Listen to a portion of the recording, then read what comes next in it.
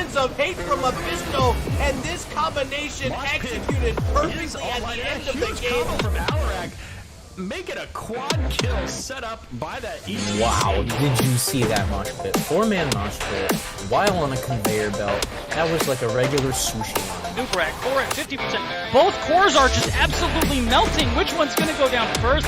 I think this is going to be Respect the Gooses. Oh my goodness. Ring. Oh my goodness, the ring. Jaina just pulling up everybody here. That's a 4, make it 5. And it does knock them all up. What a play. Oh my God, somebody please clip that.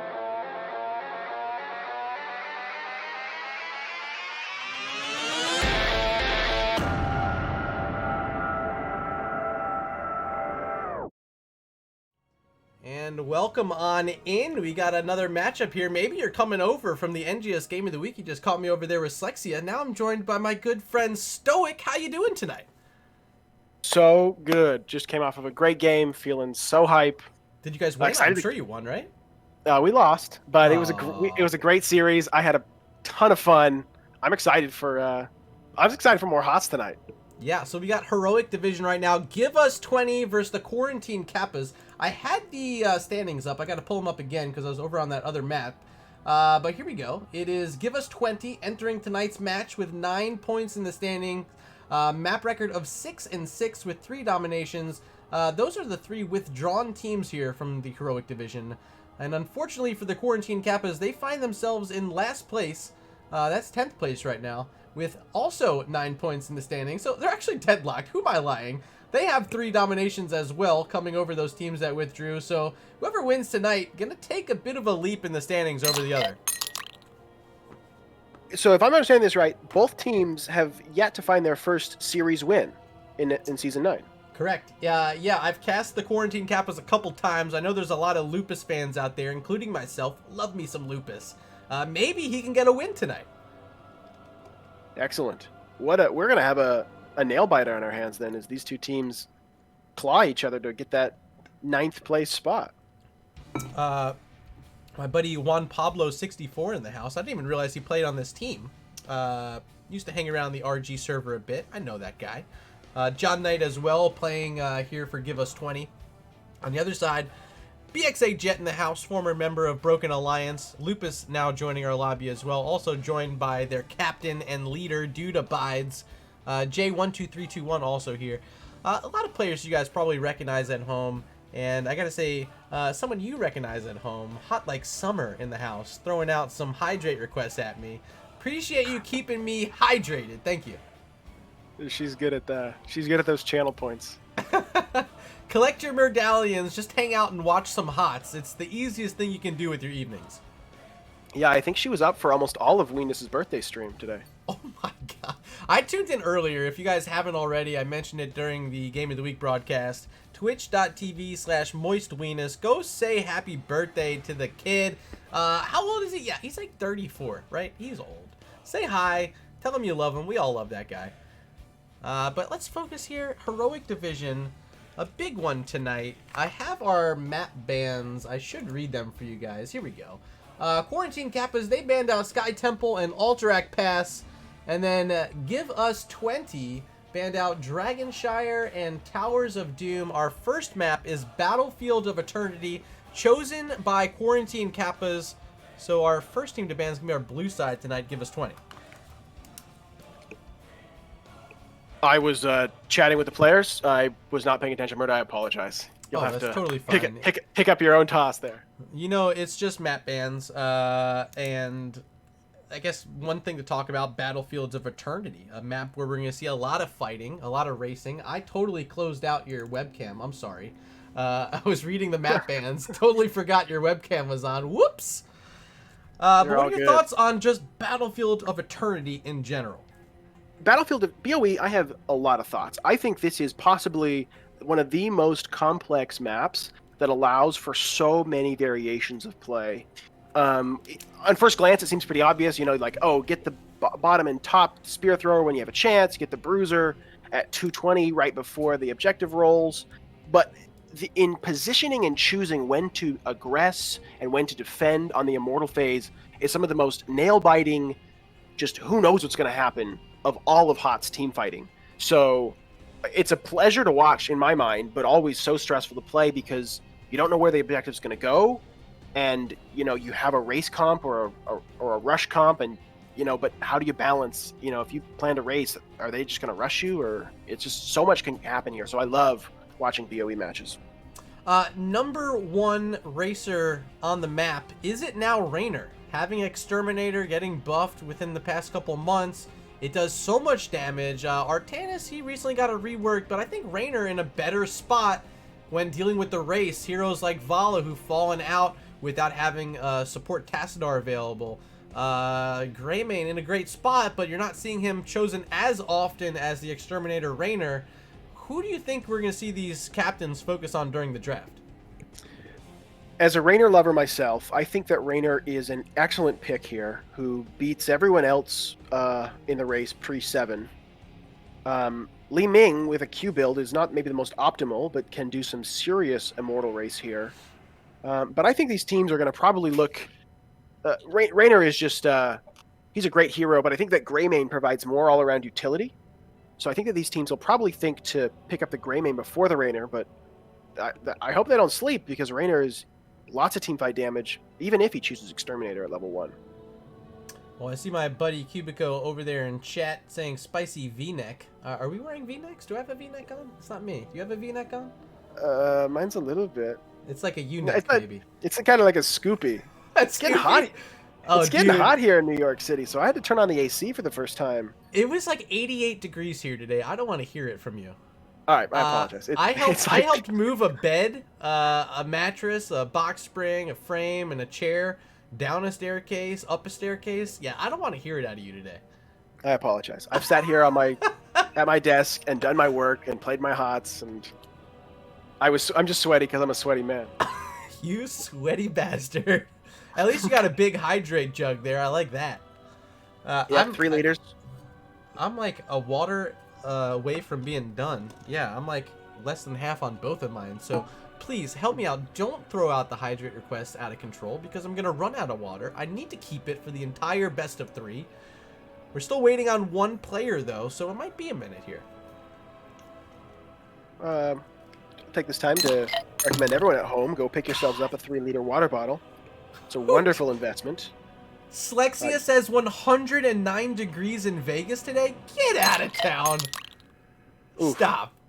I do not envy, having lived in Vegas for a little while, I do not envy those when those temperatures crank and your shoes start to melt. Vegas is a crazy place. So hydrate request did come out. You guys suck, but I love you. Mrs. Windup-Bird in chat now. She says, don't you all hate when your password for something doesn't work? And then when you go to reset it, it says you can't use your last password even though that password didn't work? How dare they? I'm hydrating, okay? I'm hydrating. Someone call up Miss Murda. I need more water. Yeah, if, I'll commiserate in the hydro homie life with you. Thank you. Maybe you take some hydrates for me so I can keep some water. I got, Ooh. let's see, I did 3. I still owe 2. So I like you take that. one, I like I'll take one. All right, if I can get Miss StoiC to come fill up my water bottle for me real quick. Please? She didn't like that. Never mind. She's like, how dare you? How dare you? I'll fill it up in the break. Okay, yeah, I'll probably do that as well. We'll take an extended break. So let's check back in here in the lobby. Dude Abide says his Discord has actually said in HOTS for like 90 seconds. So this person is on the way? Question mark? We're not sure. They still have about 7 minutes to show up before anything crazy with timers and delays and all that. But these captains are cool. They like each other. I'm sure there's going to be no problem. Yeah, that's something I've noticed about the heroic division. Always a fun time. Miss Murda's coming to fill up my water. See? That's a what? real girl right there. She loves me. Excuse you. That's a real girl right there. I'm just StoiC kidding. loves me. Listen, Summer, you're probably fantastic, right? You're probably the best. But Miss Murda, she just topped you. I don't know what you're going to do about it. You know, something about Summer is that she is not able to be goaded into things like that. She's quite headstrong. Okay, well, hey, that's actually a good feature as well. A nice independent woman can do her thing without no man in her way. That is I respect how that. she lives. That is how she lives. Shredded is the one who's late. We're finally getting word, I think. There he is. Shredded Wind in the lobby, pending the join. Pending the join. And he's in. Okay, StoiC. We have all our players. Does anything here reveal to you who's going to win? Because so far, I have no idea. Yeah, I don't know either. I'm a fan of players on both of these sides. I've watched their play. I'm excited for. I'm just so excited to be here watching a heroic match, seeing some of the best hots you can find on a Thursday night. I'm excited for what's to come. I love how chat's catching up. Hot Light Summer says, "I'm no slave. He can get his own water." Absolutely. You damn right he can. Oh my gosh, I'm getting from both sides here. Everyone's ready? There's so many R's in chat. Yeah, we're ready. Murda threw out the R. Nico says, "Let's go." Let's do it. So let's not waste any time. You guys ready? Game number 1, our draft on Battlefield of Eternity is underway. Thinking face here. So first to ban will be give us 20, correct? I think. Is that right? Yes. Yes. Exactly. That's Yeah, exactly who's gonna exactly. do it. We're right. We know everything. So we talked about Raynor. Oh. Okay. Well, F's in the chat for that draft. F's in the chat for that draft indeed. Real quick one. Does that Gonna go here. change? Does that change anything? Maybe a bit of a a stall tactic, trying to throw them off in that draft. Yeah, I think Shredded Wind is actually gonna. He decides to dodge that draft, wants to come back with a new computer or something. We'll see what happens here. Maybe... But we're gonna go back to waiting. Okay, so Loop is saying this is classic Shredded. You love to see it. Juan Pablo saying, "Can we get a GoFundMe and NGS for a computer for Shredded?" That might be a good idea too. Yeah, I mean, looks like he needs it because we're still here waiting. Well, they have 4 minutes, right? Use all the minutes. You got at least 4. Maybe even 5. Yeah, I think, and maybe it seems to me these teams are pretty well, pretty good friends. Maybe even would extend that to 7 if they asked. We'll see though. Maybe even extend it to the full 7. I think you're right. Maybe they just swap heroes and they're like, "Oh, you take our player to fill in, and then next game we get him back, and we'll just play the 4v5 and then the 5v4 like that." Maybe that's the sort of thing they can do. It's true. I mean, it's possible. Dude Abides just says we're adding an AI and going. We got a fresh water. You guys can hydrate me now. Oh, What a dear. love it. I love it. What is this? Okay, I get the water and the hydrates come out. How'd you know? Oh, it's you? God damn it, StoiC. What's up? What's up? I hate you. You're like, "Oh, you got a water? Now you don't." Yeah, what water are you talking about here? What water are you talking? I wish there was like a bulk redeem. That's enough. All right, ladies and gents, we're still waiting here for this match. Murda's gonna choke. We might lose him on the way. It's a lot of water, okay? Cubico saying Shredded get hit with those Windows updates. Yikers. Not a great time to be updating Windows. Usually that's reserved for like 3 to 4 a.m. If you don't leave your PC on overnight, that probably won't be an option for you. But I do recommend it because you can play HOTS during the day and Windows will update when you're sleeping. Yeah. Interesting note here. BOE, both of these teams have played on this map pretty recently. Both of them picked up. Wait, can I reveal draft information in this? Are we worried about them watching and picking up little tips? No, they know. Come on. Do you think these guys don't know each other? They know. I it's know. gonna Okay, be all right. drafted. All Okay, right. go for So it. then, for those of you back at home, both teams in their most recent game on BOE picked up the Li Ming. Ooh. So- See, that's the spicy info we need. That is the spicy info we need. I can even tell you the talents taken by that Li Ming. Looks like Calamity build was picked up from the Quarantine Qappas on that Li Ming, while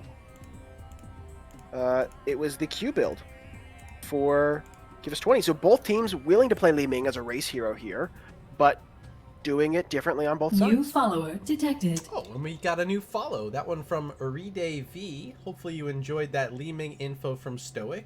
He earned that follow for me. Thank you, StoiC. That's what I'm here for. Earn Well. those follows with the stats. Earn the follow with the stats. How about this? Have we seen Rainer from either of these sides recently? Yes. Give Us 20 played Rainer. A couple. Wait. In week 1, they played Rainer on BOE alongside Alarak, actually. Look at what Lupus said in chat. Shredded currently getting computer lessons from his dog. Probably truthful. There you go. No, So that do we- Lupus looks to play that Rainer here on BOE. That's my guess. If I had to say who he's looking for. Where's the Lupus fan club? Are they here yet? Have we seen the Lupus fan club arrive? Oh, Foxington is here. Hey, Foxington. I didn't even see you yet. Welcome. Did you bring the entire fan club this time?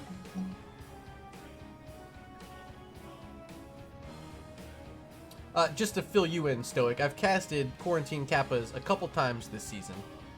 During both of those other matches, Foxington comes in with these huge raids, and it's the Lupus fan club that joins them.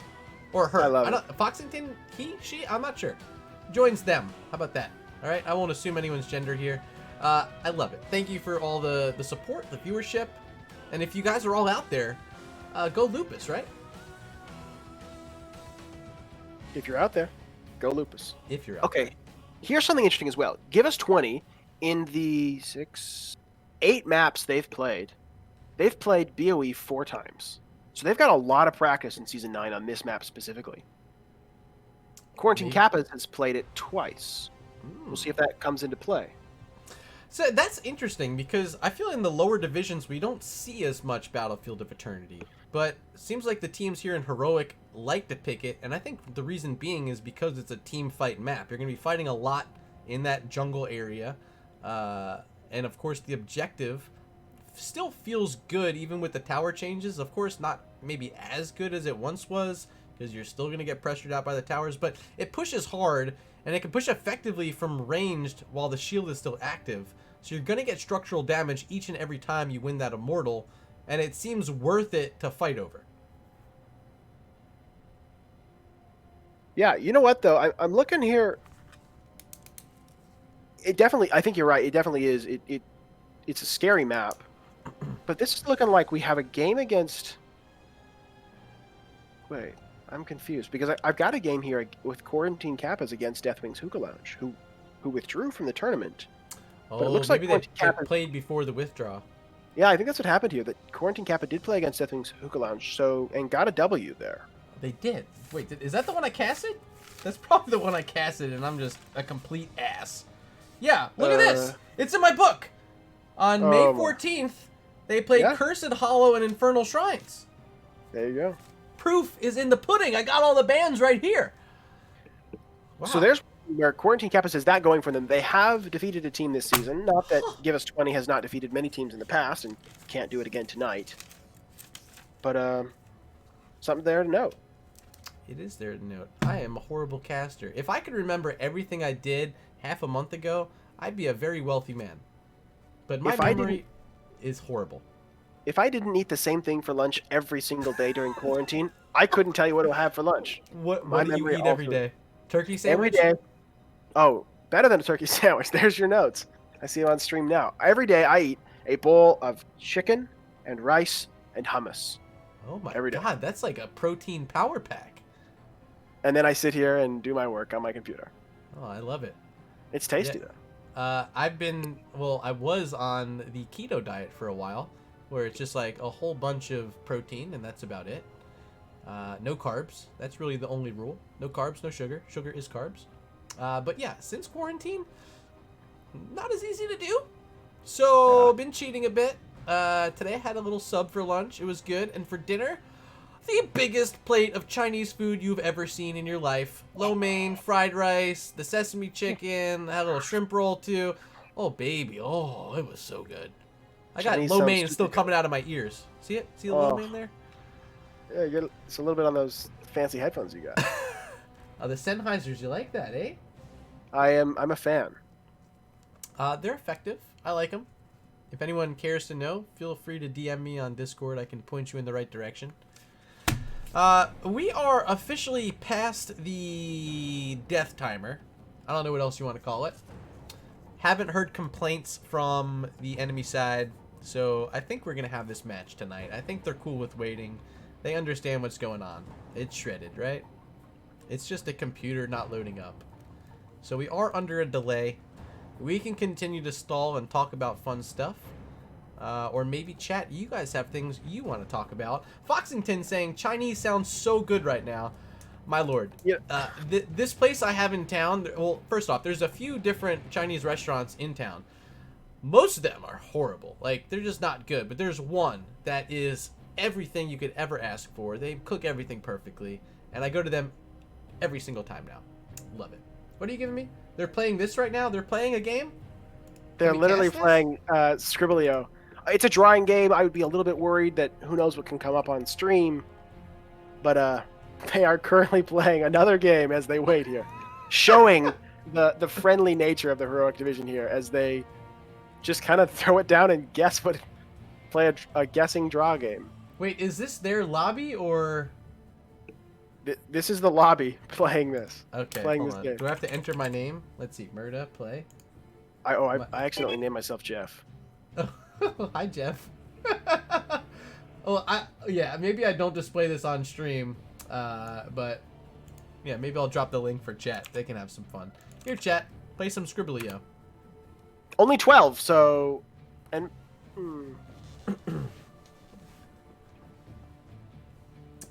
Okay, which hero is this?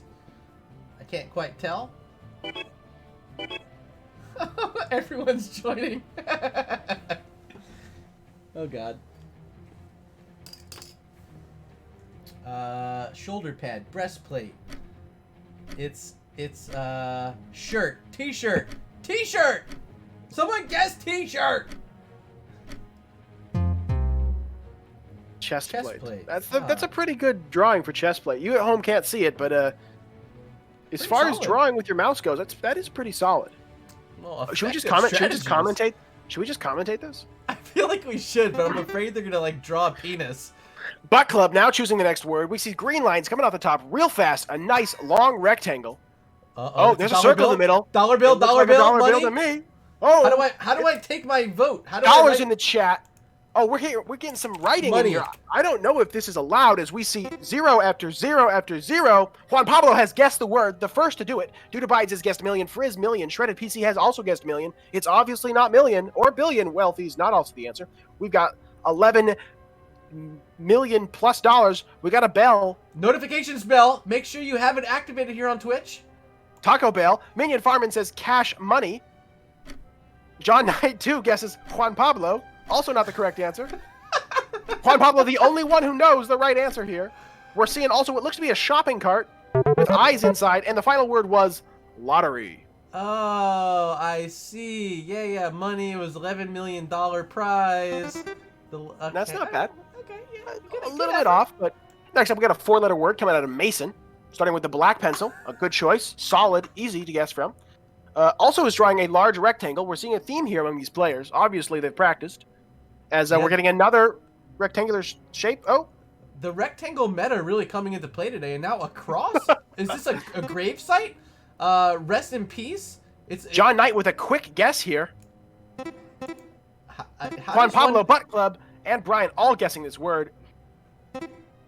Jesus, dying on the cross for your sins is not the correct answer, Minion Farmer. I apologize. How do you guess? Do I just type like grave? You just type your guess. Grave. I think I would guess It's a 4-letter word. Second letter is E. You can see tips at the top for those of you in at home. I would guess the word is dead. Dead. And the word was dead. Oh, good pick. Juan Pablo at the top with 1,505 points. John Knight trailing behind with 1,155. Murda now choosing the word. Minion Farmer left. Juan Pablo left. It looks like our game is on as we're in a draft in Battlefield of Eternity. Quarantine Qappas against Give Us 20. What a fun time that was.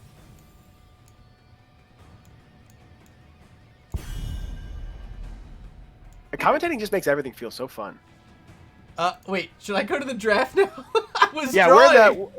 We're at the draft. Murder. Everyone was leaving the lobby. Did they guess? Did they guess what I drew? I don't know, Murder. I think everyone just quit. You're in there by yourself. Have fun. It feels so bad. It was my turn. All right. Wait, did someone guess it? I think someone guessed it. They did. All right. I feel like a pro. I drew that really quick. But welcome to the draft, guys. Battlefield of Eternity, Give Us 20, and Quarantine Qappas. Listen, StoiC, you just impressed me. That was the best Scribblio casting I've ever heard. Maybe the best that's ever happened ever. I'm going to put that on my Twitter bio. Best Scribbly.io caster. Greymane Band and Dahaka come out and Give Us 20. Or Dahaka, the other big dinosaur. Deathwing. Alarak Band. Looks like somebody did their scouting. Yeah, Deathwing ban. Interesting. I think I did see that out of the Quarantine Qappas earlier in the season. The Greymane taken away. We talked about maybe Greymane being an option for the race and Raynor being that other option. Both now banned out by both these teams. Yeah. Give Us 20 played Deathwing on this map, actually. So they're taken away from themselves. Quarantine Qappas can play Deathwing, but haven't yet on this map. Early pick Johanna. I mean, it's her and ETC right now sitting alone at the top for the tank position. I wouldn't be surprised if we see the ETC right now for Quarantine Qappas. They do grab the Li Ming, strong in the race. The magic missiles, the orbs, all that can do some considerable racing damage. Not the strongest in the game, but maybe like a close second or third place. Shredded Wind is in the lobby. Gonna pick the Ana. Yeah, I think that Johanna here makes sense as a first pick, but if I was going to choose, if I was going to map pick here, if I was going to first pick, excuse me, I think that these racers often do take that first pick spot, but Johanna, the only one really that sneaks in there and says, I'll jump in and take that first pick. That made no sense. I apologize. Not only that, but she's really great at stalling, too. The blind, just walk in their face, condemn in their face, maybe bring them into one of those immortal stuns and really lock down some kills for your team with the help of the immortal. Rexar picked up for John Knight and Juan Pablo 64 on the Lunara. Interesting pick there. They have played, it looks like Catbull previously has played Lunara on this map. Maybe a little bit of a roll swap, excuse me, as I'm sure these players can play a variety of heroes. Phoenix ban from the Quarantine Qappas is going to leave us with just one remaining. Will they ban out a tank? Still none showing for the Quarantine Qappas, with ETC being that priority pick for most teams right now. Able to do so much with the engage, the disengage.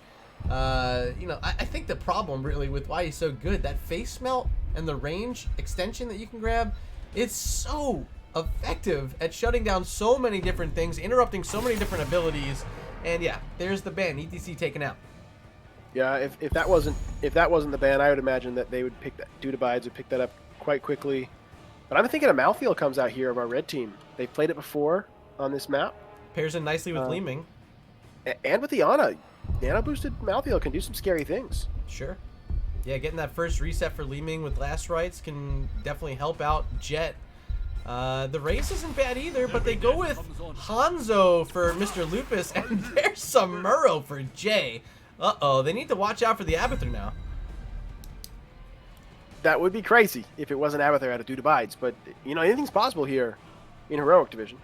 Lots of damage, though. Li Ming, Hanzo, Samuro is scary, scary damage. Squishy, yeah, but scary. Do they go no tank, though? Like, would they even think about it? Oh, Rhaegar, Zeratul. This is a good response. They're going to get access to the VP, which can definitely harass out most of the team. Look at this Li Ming, Ana, Hanzo, like, squishy targets that Catbull is going to have a lot of fun playing with. Yeah, I think there's no chance that Dudabide plays something that's not a tank. And Mal'Ganis will be it here. Mal'Ganis, the final pick, which means it's time to head on over to chat. We gotta see what you guys are thinking. Who are you here rooting for? Poll's about to be open, and I ask you one simple question. Who will win game 1? Will it be Give Us 20 or Quarantine Qappas? The poll is open. Head on over to chat up at the top. Select the team you want to win. Hit submit. Who do you pick for game 1, StoiC? I have to go with Give Us 20 here, I think. I can't vote against Johanna, but as well, I think that Cat Bull on Zeratul has easy work, while getting in the back line can do so much damage. And sure, Hanzo, Samuro, Li Ming can all escape, but Anna, she is one of the lowest mobility heroes in the game. I think that Cat Bull can have a field day in that back line. Yeah, mobility horrible, especially when she's aiming down her sights. Her movement speed is basically like crawl speed. So a lot of action going to be in Shredded Wind's face, possibly because he delayed the start of this game. I mean, it's 10:30 and we had a 10 o'clock kickoff here. But hey, Shredded, it's okay. We'll wait for you any day, baby. Game number 1. Let's get ready to rumble. Introducing the team on the left-hand side first, we got John Knight coming out on the Rexar. Here's Cat Bull, as mentioned, on the Zeratul. Storytime going to play Rhaegar. Juan Pablo, 64, playing Lunara. And Nico on the Johanna. Ladies and gentlemen, they're known as Give Us 20. And in the red trunks for the Quarantine Qappas, we have Mal'Ganis, played by Dudabides, Samuro by J12321, Li Ming by BX Ajet, Hanzo, played by Lupus, and finally Anna, played by Shredded Wind. So what are we expecting here from some of these builds? Already it's going to be simple geometry shown from Hanzo. Definitely the racing talent. You can get a little bit of extra damage off onto the Immortal. On the opposite side, standard build so far, we do see, of course, the Greater Cleave picked up by Zeratul, and it's going to be a Lightning Shield build started up with Electric Charge for Rhaegar, which can help him as well as he's sieging onto that Immortal. Yeah, both teams pretty standard picks here, I'd say. Dudabides going in for some sleep combo. Won't fight it as Johanna unstoppables her way to safety. Just kind of checking each other out here. I'm not expecting too many kills. Maybe we see some action in the top lane with Samuro and Rexar. They want to get frisky. The bear versus the clones. Jay's going to be fine, but it's a matchup where Samuro does not have an Abathur with him. How does that change it for you? Do you feel as though the Samuro's worth the pick or not worth the pick here? I'd say Samuro's worth the pick. I mean, just the fact that if the objective is in the mid and Samuro's in the top, you can swap clones back and forth between it, quickly getting back to the lane or to the objective. I think Samuro has some great zone control here, or some great lane control. I think it's a good pick. Abathur would make it so scary, but we'll see.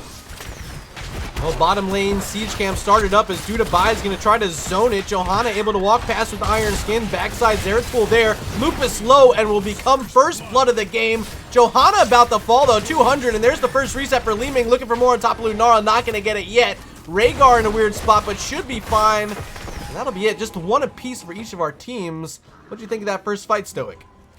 I think it... both teams still look like they weren't a full investment. While we did see both sides getting quite low, I think both teams are still trying to feel each other out here. Looking for that first win and not wanting to overextend in the early game at all. While the camp does go to the blue side, I think it'll be quickly cleared by our red team, Quarantine Qappas. Mrs. Windup in chat throwing out 69 bits in honor of our dear friend Moist Weenus and his birthday. Please make sure you guys support him and check out twitch.tv/MoistWeenus today. He's doing a 24-hour marathon birthday stream. Show him some love. He deserves it. Thank you for the bits, though, Mrs. Windup. Yeah, we're seeing some really intentional play here as Lunara waits to cap the Bruiser camp, looking to see if she can play that little bit of chicken, capping it after the Quarantine Qappas have done so. She sends her little wisp to make sure that she's not going to be pressured. And blue team opting to take this aggressive position early, looking to possibly find a Samuro that's rotating. Uh-oh. Zeratul invisible, looking for a pick here. stepping out of the invisibility, now right on top of the red side Immortal. Looks like Quarantine Qappas willing to go race, though. They're sending Hanzo down as Mal'Ganis going to try to zone out Rhaegar. No support available on the top side of this map for the Give Us 20 side.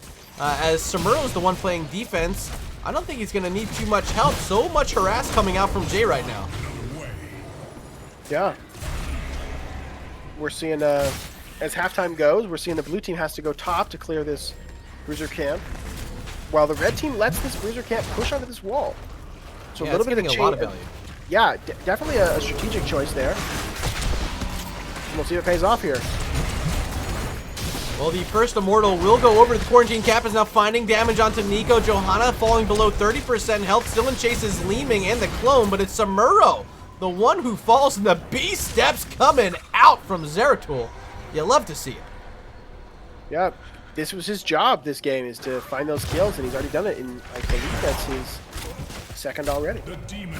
Yeah, let's take a look. Oh, wrong button. I did that. That was me. Sorry. I think I fixed it, though. Did I? Yeah, we did. Okay, brilliant. I wanted to look at the kill count. Here we go. It is 2 kills so far for Zeratul. Making the rotation down is Rexar, looking to harass out Leeming. Jet taking the charge from Misha, but trying to teleport away. Zeratul still on top. Shredded's the one who falls. That low mobility Ana not able to get away. Immortal does get through the wall, but strong defense fighting behind it from Give Us 20. Yeah, and now they take a level 7 advantage with about 3/4 of a level lead, with 3 kills to 1. So, Level 7 talents, both teams are locked in now. Still not seeing too much out of the ordinary. We do see that Calamity build coming out for Lehman, and a continuation of the simple geometry for Hanzo. He's trying to get those scatter arrows going. There's Jet throwing out his own B-steps. He says, hey, this is my map. We picked it. You guys better be ready for some more action later on. Yeah. Taking a look quickly at these quests. Hanzo at 12 out of 20 on simple geometry, looking for those extra scatter arrows. We'll see how he gets that stacked here into for this next objective. Great pressure bottom lane. You see already the effectiveness of Lunara. Taking at level 4 Nature's Culling. This is the one you want to siege with, especially here on BOE. So effective at taking down structures as well. Samuro, you can't defend this by yourself. You're going to need some sort of help, and Rhaegar playing so aggressive along with the team, putting that lightning shield onto Zeratul.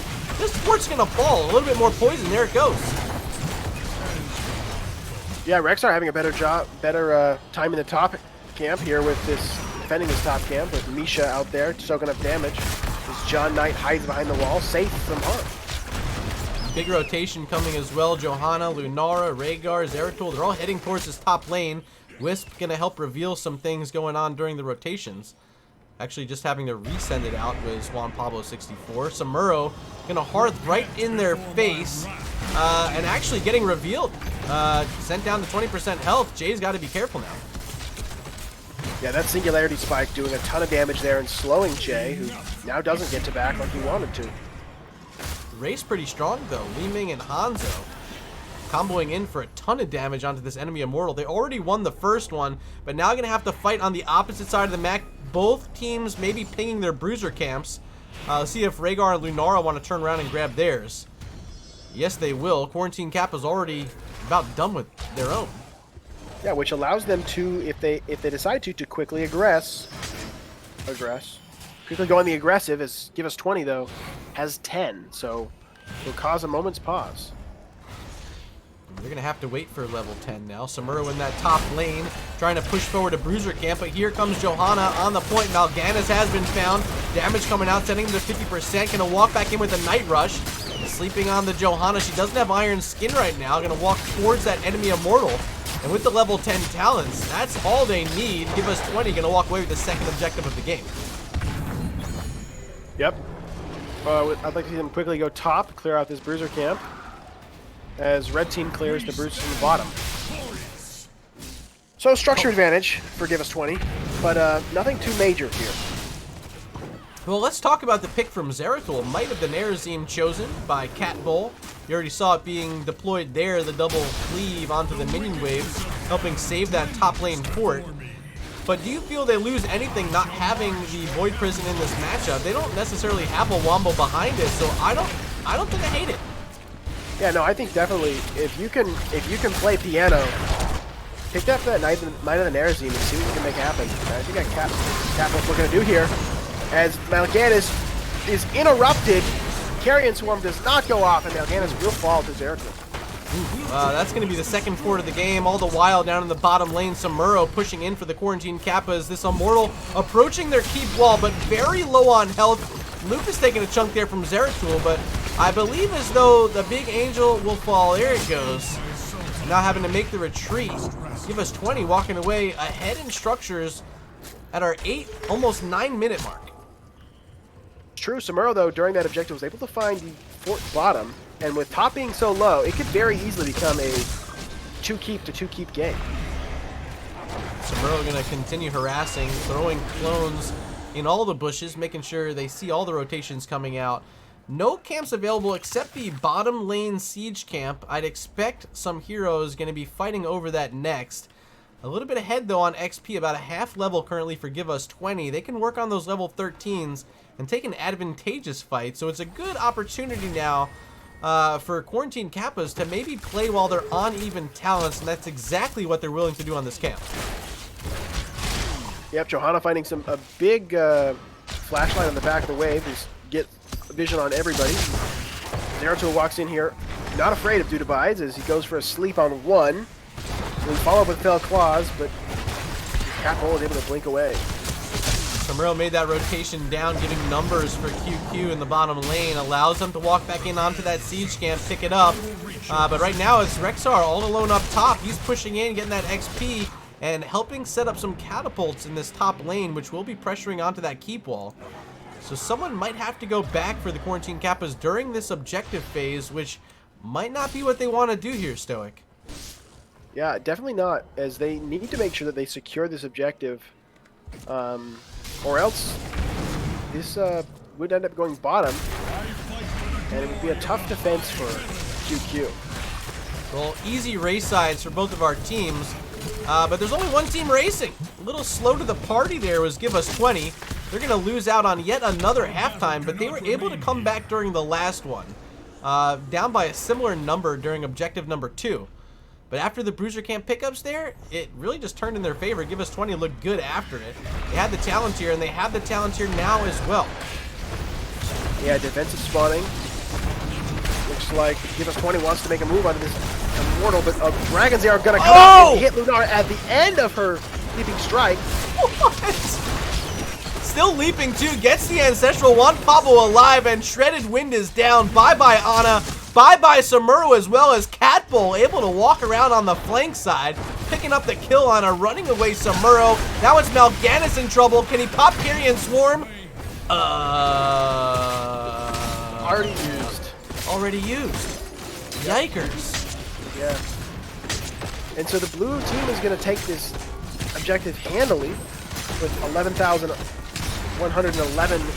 Oh, now down to 11,110 damage. How about that shield? Dragon's Arrow, though? That was something else, wasn't it? It certainly was. I thought that was going to hit the team, but it kind of threaded the needle there and caught Lunar at the end. But because of her mobility, no one was even close to her to be able to finish that off. Good clear there by Rexar. Go ahead. Go ahead. Yeah, blue team with a 7-1 kill lead and a relatively healthy Immortal probably won't get much more than the keep wall here unless they find picks, and this could possibly be a game-ending scenario. Absolutely. I mean, this is certainly keep under pressure. They're going to have to make the defense to keep it alive. So far, so good for the Quarantine Qappas. Here comes Samuro harassing with clones behind the Immortal. Still no level 16 talents for Give Us 20, but they do want to get this wall down. You see it falling. 50% remains on the Immortal, but that's probably all they're going to get from here. Night Rush trying to come out for Mal'Ganis, and so much damage in his face. Can Dudabides live through this? Carrion Swarm just back online, pops it immediately, getting some health, sucking it away from the bear. They don't get the kill, but they will kill off a bear. I can't believe Dudabides lived through that. Yeah, it was definitely impressive healing coming out of the Ana there, keeping him alive. But only picking up Misha there as a kill. Quarantine Qappas not able to really capitalize off of, keeping their tank alive during that fight. So, great point coming out in chat from Scratch. Quarantine Qappas, how many ways do they have to reveal a Zeratul? Not too many. I mean, they can use their big damage abilities on Li Ming and Hanzo. Maybe a Sonic Arrow in the right spot, but like it's not the easiest thing to do to reveal the Zeratul. Having something like a Blade Storm, however, on Samuro, maybe a tech choice that they should have made. Didn't go for it here as Mal'Ganis is taking another huge chunk of his health bar. Once again, able to walk back to the team, but they're down level 16 talents right now, means they might have to give up this Bruiser Camp. Yeah, Bruiser Camp will probably be cleared quickly, but a denial coming out of the Give Us 20. The Blade Storm comment is a great one. We saw earlier in the top lane, I don't know if you were looking at it, but Zeratul was hearthing in the middle of the lane, and Samuro was there, and I'm sure knew where Zeratul was, but could not interrupt that. Well, but maybe you're not stealth when you're hearthing, so maybe StoiC is just saying stupid things. Samuro is now running away.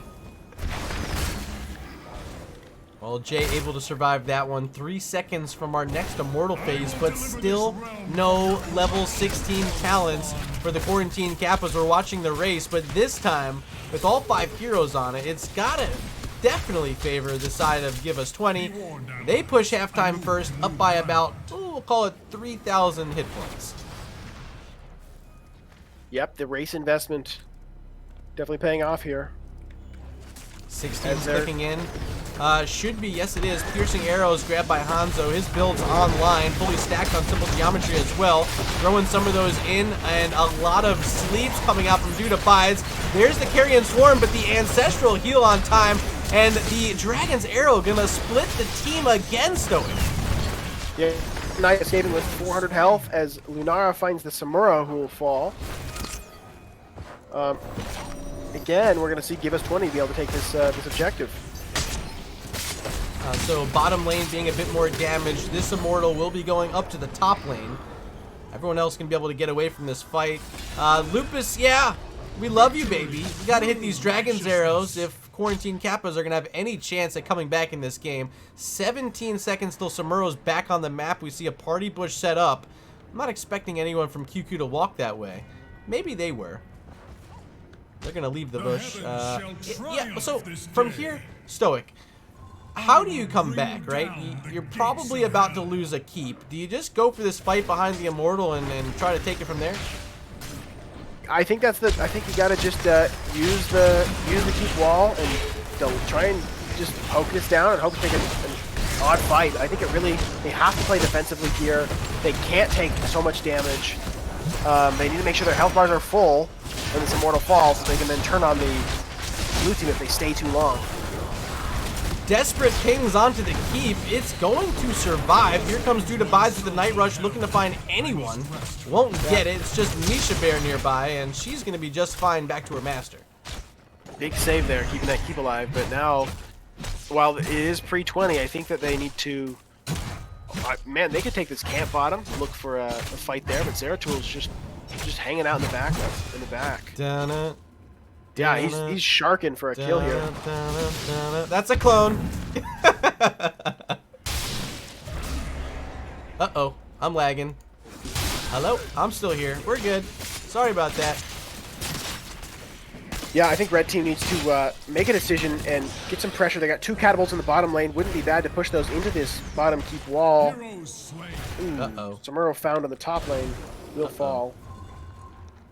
Red team hearthing, I think, to protect the keep, but blue team decides to defend rather than take the keep at top.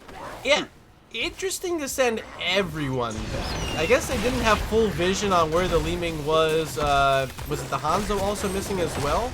Yeah. But yeah, sending everyone back when you're up a hero there, maybe opportunity to get down to keep. But they do find a Bruiser camp. Let's check the timer. Oh, Siege camp's still a long ways away, and the other Bruiser camp maybe.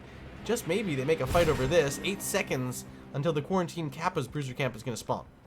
Yeah, I think right now, if I'm Quarantine Qappas, I'm hoping that we can get Samuro back up and then find Give Us 20 before they get level 20. Because that's what they're looking for. The blue team is looking to grab 20 and close out this game. Red team hopes that they can find a disadvantageous fight before that. Hanzo getting immediately started on the race here, getting that scatter arrow value. But the whole blue team was there set up to go a little bit faster, it looks like. Yeah, and these clones, hard to micro around those boss stuns. Getting chomped around a bit. And once again, it's a 3,000 hit point lead in favor of Give Us 20, still without their level 20s, however. And this time, setting up defensively, maybe not what you want to do up against a Leeming and a Hanzo. Yeah, incredible poke coming out here. As Quarantine Qappas realizes the level disadvantage, they'll now begin to back off, but they had a moment there where they were fully tied up. Wow. Excellent, excellent control from them. As soon as that level 20 advantage came online, they backed off. Maybe, just maybe, they could have gotten it. But yeah, you're right. Playing it safe. Is it too safe, though? Because you give up a late game Immortal. They did have a strong defense last time, but they're going to have to do the same thing again. Run it back now. This one's going to be bottom lane, however. Might find Cat Bull playing aggressive, trying to clear out a Bruiser camp. Samuro clones also trying to harass. Yeah, this is a tough situation here. Do you possibly die to secure this Immortal? It's a pretty big risk here. They're obviously counting on the fact that they can clear the Immortal and then find the picks they need with the help of this keep that is still alive in the bottom lane. Samuro coming in for a play. Fort down? Oh, top fort died on the side of Give Us 20 as Lunara is starting to do some leaping strikes over the core, getting some of that poison damage on, but core shielding still holding for now as Duda bides in trouble, pops the Carrion Swarm. They do finish off the kill onto Misha. Jay stepping forward with the Samuro. Immortal is down so much wave clear onto that thing, but the core taking damage now at 60, make it 50. Poison on it as well, now below 40, 30. Dragon's Arrow does not connect because Lunara has leaping strikes and she is unstoppable. Game number 1 gonna go over to Give Us 20. Wow, well played there. I wonder if if Juan Pablo always takes leaping strikes at 20 to get that reset value, or if this was a call said that, hey, we're gonna end the game here, take the leaping strike resets to be able to dance around this new core mechanic. Well, either way, I can tell you Juan Pablo, a very strong Lunara player. I've gotten to play with him on this hero before myself. And yeah, that final play, whether it was an accident or on purpose, blocking that Dragon's Arrow maybe just sealed them the victory. Definitely. Well played. Let's take a look at the talent screen before we move on to a very short break. Yeah, it was a fun one. Battlefield of Eternity, always a good map. We did get to see some fights, but 10 of the kills going over to one of the teams. Do you feel as though they have the edge now with that sort of win in game number 1? It's a good question. I think that Give Us 20 came out looking really strong here, and I think I do give them an edge going into this next game. I think that I think that this was a little bit of a draft misstep. What do I know, right? Who plays in gold? But I think that that Zeratul was able to really find that damage against the squishy backline here of Quarantine Qappas. So definitely both teams able to take the series either way, but I think definite edge going over to Give Us 20. Well, ladies and gents in chat, we're going to take a very, very short break here. 2 minutes. Shout out to Hot Like Summer for the H2O. You'll love to see it. We're going to take a 2-minute break. We'll be back with more Heroes of the Storm after this.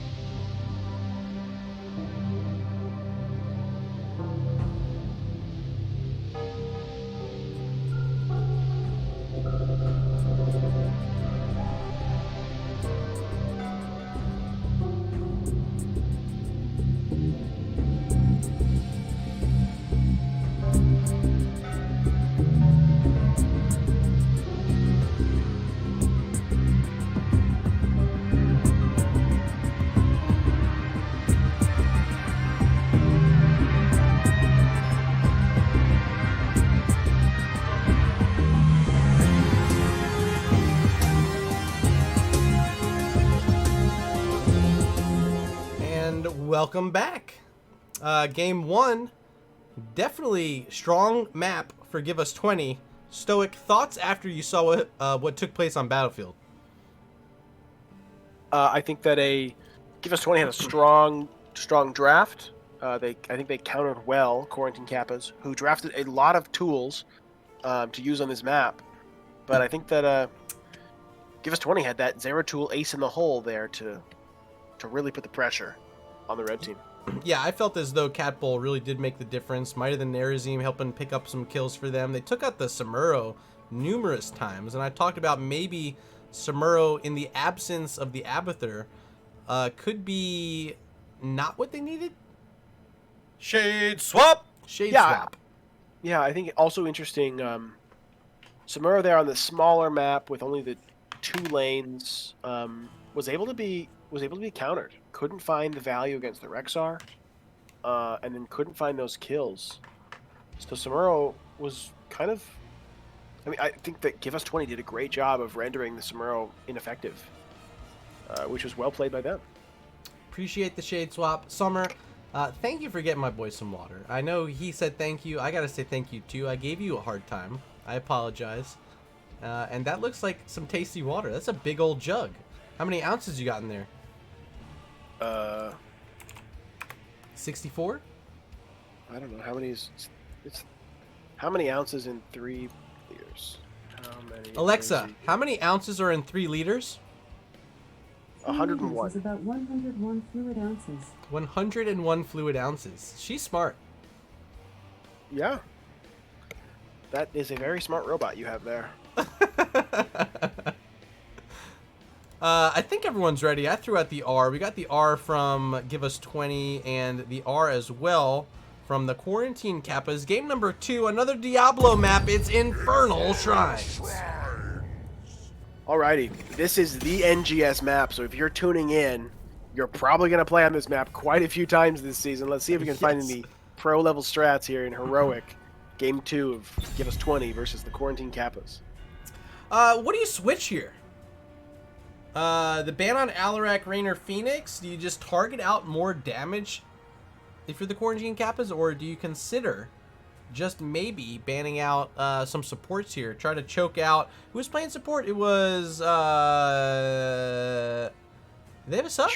Shredded Wind playing Diana? Oh, Storytime. Is there... Yeah, is Storytime new? Did Storytime play game 1? No. I don't think so. We got a sub here. Alright, I like it. Maybe.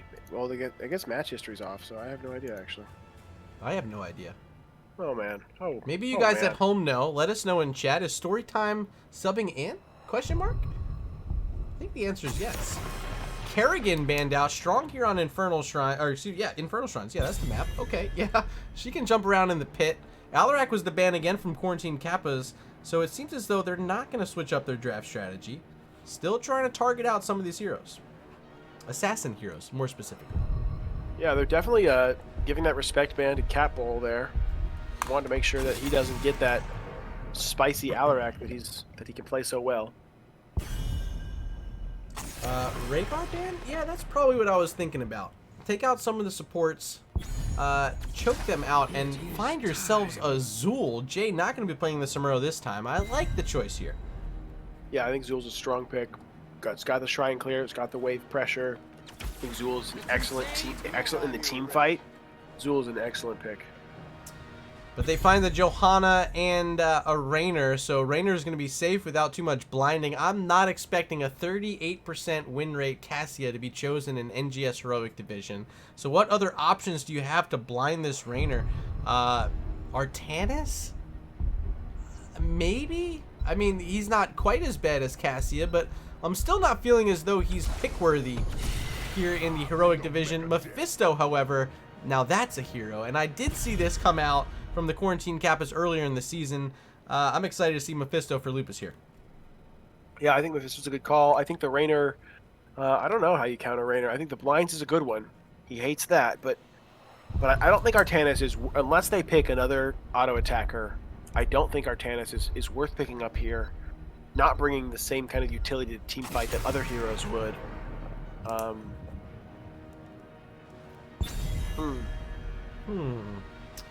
Well, they have a Auto lot of ban. damage. They have ways to lock down heroes as well with the Zool and the ETC. I think Mephisto, you know, he can be scary, but is it scary enough to scare off Juan Pablo 64?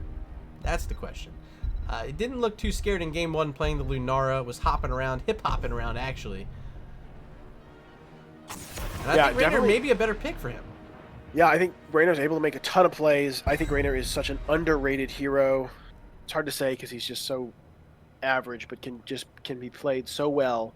I think if I'm the Quarantine Qappas, I want to be saying Juan Pablo played a flashy game last game. Let's see if we can get him out of position, lock him down, and blow him up. So I'd like to see one more CC from the red team, a reliable CC to make sure that they can secure those picks. Well, finally, we're going to get to see that Phoenix. It was banned out in game 1, but now Cat Bull finding a spot to pick it in game number 2. They do now have 2 auto attackers, so do you think about the blinds from here? I do. I think that if a Phoenix Raynor are looking to get the damage down, that Artana's blind for 4 seconds is a significant amount of time to turn around a team fight. As Raynor and Phoenix both, most of their kit comes from the auto attacks. It will not be Artanis, but again, the Hanzo priority, and Shredded Wind now playing the white main. Yeah, so a bunch of squishy targets, just the ETC front line, and the Zool, who can be pretty sturdy, but relies on those Cursed Strikes to heal up a lot. Do they sacrifice a lot going, you know, low health bars here with just the white main? A great support, able to quickly burst up with the heals. But is it too scary? Blaze, the final pick for John Knight. What are your thoughts, StoiC? Again, beyond the fact that they have Johanna, I gotta give this one to give us 20. I think that Quarantine Qappas is again in a situation where they're going to be a little on the squishy side. Whitemane provides excellent healing as long as she can, you know, get that damage dealt. But I worry that they'll be able to, that she'll be too far from the Raynor and the Phoenix and the Deckard, and only able to put the damage on Johanna and not get the kind of resets that she needs to really keep her squishy team topped up.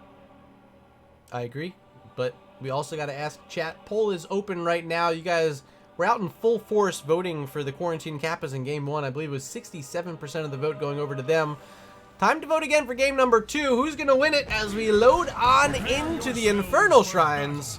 Introducing the team on the left-hand side again is John Knight 1, this time playing Blaze Cat Bull, moving over to the Raynor. Here's story time on Deckard Cain. Oh, what an apropos name. Juan Pablo 64 on the Phoenix, and the final pick will be Johanna for Nico. Make some noise for Give Us 20. The battle begins in the red team, the Quarantine Qappas looking to turn around in this series. We have Dudabides playing ETC, Shredded Wind on the white main, Lupus on Mephisto, BX Jet on Hanzo, and J12321 playing Zool. Bit of sketchy camera work there, I'm sorry. But yeah, all the players are there. Quarantine Qappas, you can bring us to a game 3. Infernal Shrines, you've won here before. Winnable, question mark? That's the question we're asking. Hopefully you guys at home are answering that for us. Still no votes in chat though. I encourage you, hit those buttons for us. Lots of damage coming out from the blue team onto the Quarantine Qappas here. They're forced to back off first as lane clear priority goes to our blue team, and they will rotate down slightly ahead. Johanna leading the charge, finding the punish condemned combo onto Dudabides. As Phoenix looks to step up and clear these last few minions. Raynor actually left in the mid lane to clear that as Zool begins a double soak rotation at this point. Yeah, definitely what you want out of your dual player. Can Jay keep up though? It's Blaze in the top lane, Raynor in the mid lane, and Blaze doing a good job of just keeping the wave at the wall. It's going to really slow down Zool because Jay's going to have to not only walk a bit further, but also walk into a danger zone, but still willing to step in. Look at Jay, no fear right now. Yeah. You know what? I said the Artanis could be necessary. I think ETC's block party pickup at level 1 is going to be a strong talent to keep his team protected from the auto attack damage from Phoenix and Raynor. We'll see if that 75 armor comes into play to keep his backline healthy. Yep, very smart call out there. I think good tech choice for Dude Abides. ETC, pretty strong tank, and yeah, situationally, he's got a lot of different options he can take, and that's the right one here for this game number 2. Bottom lane Siege Camp is open. Lupus and Jet nearby along with Dude Abides, but Nico also checking it out with this Johanna, holding into the vent, waiting for some heroes to show up, but also in support, here comes White Mane, gonna help keep ETC alive, standing on the point by himself. Face melt gonna knock some heroes back. Here comes Mephisto looking to put the damage onto a few multiple targets. And it's enough to scare him back. Now power slide onto Phoenix. He's in trouble. Juan Pablo picking up the little flasks, the mini ones. Yeah. Hell yeah, that Ruby's getting value. Ruby got so much value there. That was amazing. That What was a absolute- smart play. Yeah, Holy excellent God. quick thinking to step towards the damage to find that Ruby value. Wow, I wish I was listening to comms at that moment. Deckard Cain probably saying, "Please pick up my potions. Please pick up." However Deckard talks. It was a brilliant play, honestly. He was dead to rights. And if those little flasks weren't there, absolutely no way he lives. But he walks on him. He's able to warp out at the same time. Perfectly executed by Juan Pablo as our first shrine is active. Deckard Cain, the one up here first, setting up with some of those potions. John Knight nearby. As 3 heroes in the lane for the Quarantine Qappas, maybe going to walk into the pit first. Or will they? No, they're going to turn their focus onto Mephisto. Yeah. A little bit scary as he's trapped out. Blinks away, but he'll be coming right back. Good power slide from ETC, saving Lupus. Wow, excellent timing there. Yeah, credit really Shredded well. Wind as well with the White Mane heals. Good play all around. To note here, a little bit of a build divergence from Hanzo. Last game we saw full scatter arrow. This time, looking at the Stormbow, excuse me, trying to get that splash damage onto these shrine monsters for a faster shrine clear. And now at level 7, also picking up the Dragon Hungers, so going to get that extra spell power. And on a hero like Phoenix, once your shield's down, if there's a scary Hanzo combo damage with a full scatter arrow plus that Stormbow, yeah, you can totally kill a Phoenix without a shield. Oh yeah. As we say that, Phoenix shield low, Johanna health bar low. Both of them will reset momentarily. But do you feel as though not having the simple geometry plus the piercing arrows at 16 on a map like Infernal Shrines when you're in these pits, are they losing a little bit with the Hanzo, or do you like it? We can talk about this after. I have a lot of thoughts on this. Absolutely not. Stormbow the play. Stormbow definitely the play here on this map specifically. Okay. Well, hey, I don't play too much Hanzo, so I appreciate the tips. Nice stun. Blaze coming on the backside. Pops the new habits as well. Already stacked up on globes is John Knight. We're just less than 5 minutes in. Lupus spreading a ton of damage. Juan Pablo in trouble, able to warp out on the Phoenix. Still no kills. Still no first blood, StoiC. Yeah, heavy Shrine Minion lead here, 35-13 in favor of Quarantine Qappas. They're looking to just take a step back, take a quick drink, and finish off these last 5 in peace. As it looks like Give Us 20 is gonna not continue to aggress here, because they know that this is gonna go in favor of the red team. Yeah, Give Us 20 is going to give them 40. All of the Skeletal Defenders picked up. It's going to be an Arcane Punisher in the top lane for QQ. How do you do it now? Do they push in with it? Do they send someone to split out? Yeah, of course the Zool, but do they keep the other 4 heroes here? Looks like they will. Onto this front wall, a lot of damage coming out from Mephisto, already getting through one of those towers. Good scroll of ceiling coming out from Deckard Cain to slow it down.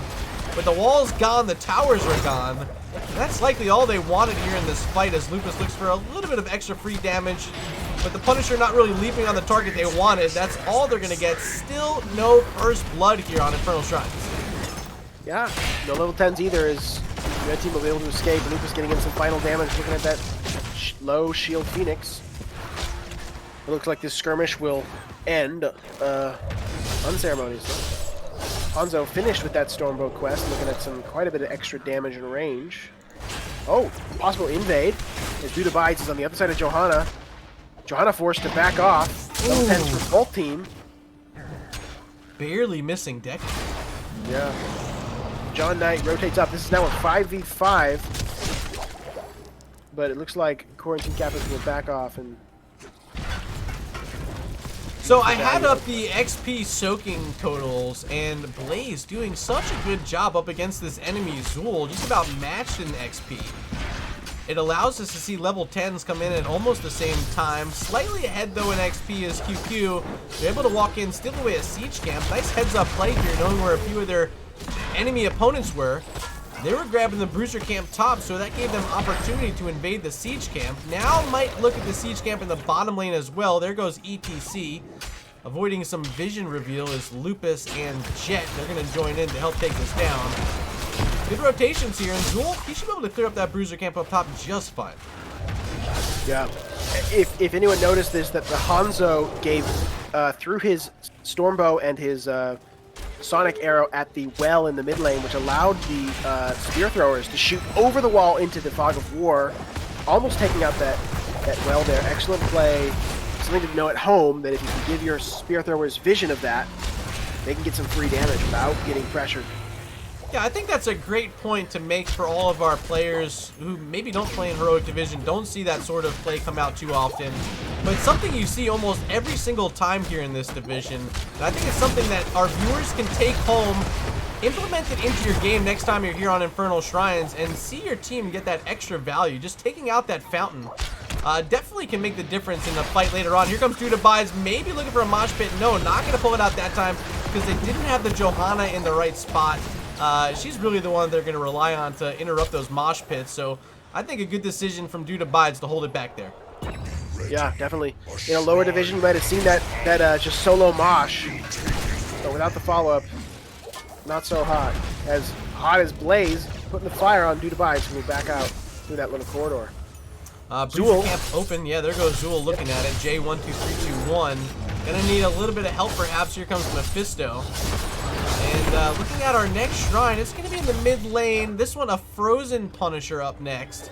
And an early setup from Decker Kane yet again. It's gonna be Give Us 20, looking to get their first objective of the game after they couldn't get it done on the first one. Yep, John Knight clearing this wave in the middle. As trying to get 13 for his team before this thing. Hanzo's Dragon Arrow flies by and misses. Ooh, looks like Blessed Shield comes out onto the Zool, who heals back up an incredible amount. Hyperion there getting a little bit of anti-synergy with the sleep from Decker Kane. Johanna and Juan Pablo both God! clutch potions. Oh, the potion value again! Both of these heroes were done, but Decker Kane having potions where they know they're at, they walk right on them.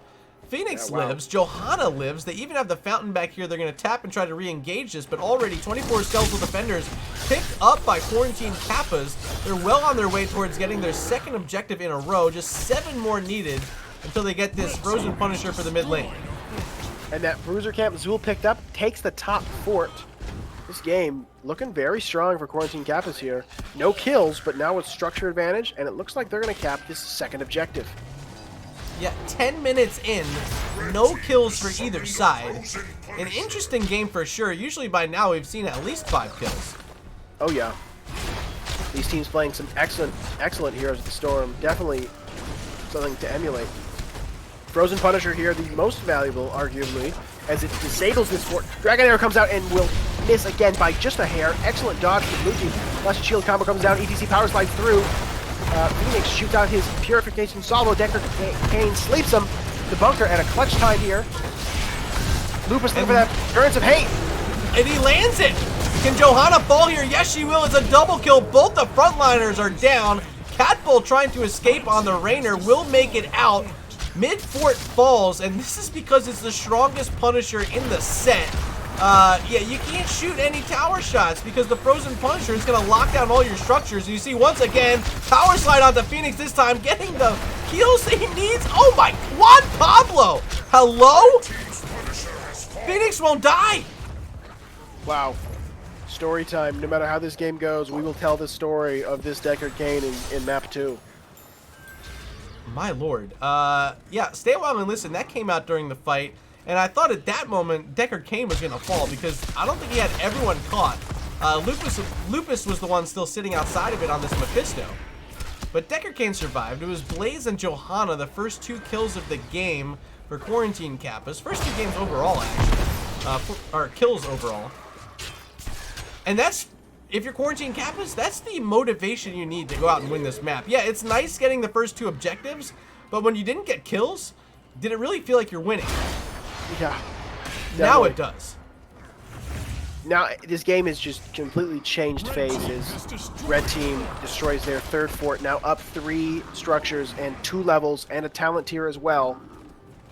Only 1 level now, but in a strong position. Now pushing the siege camp onto the bottom of the wall.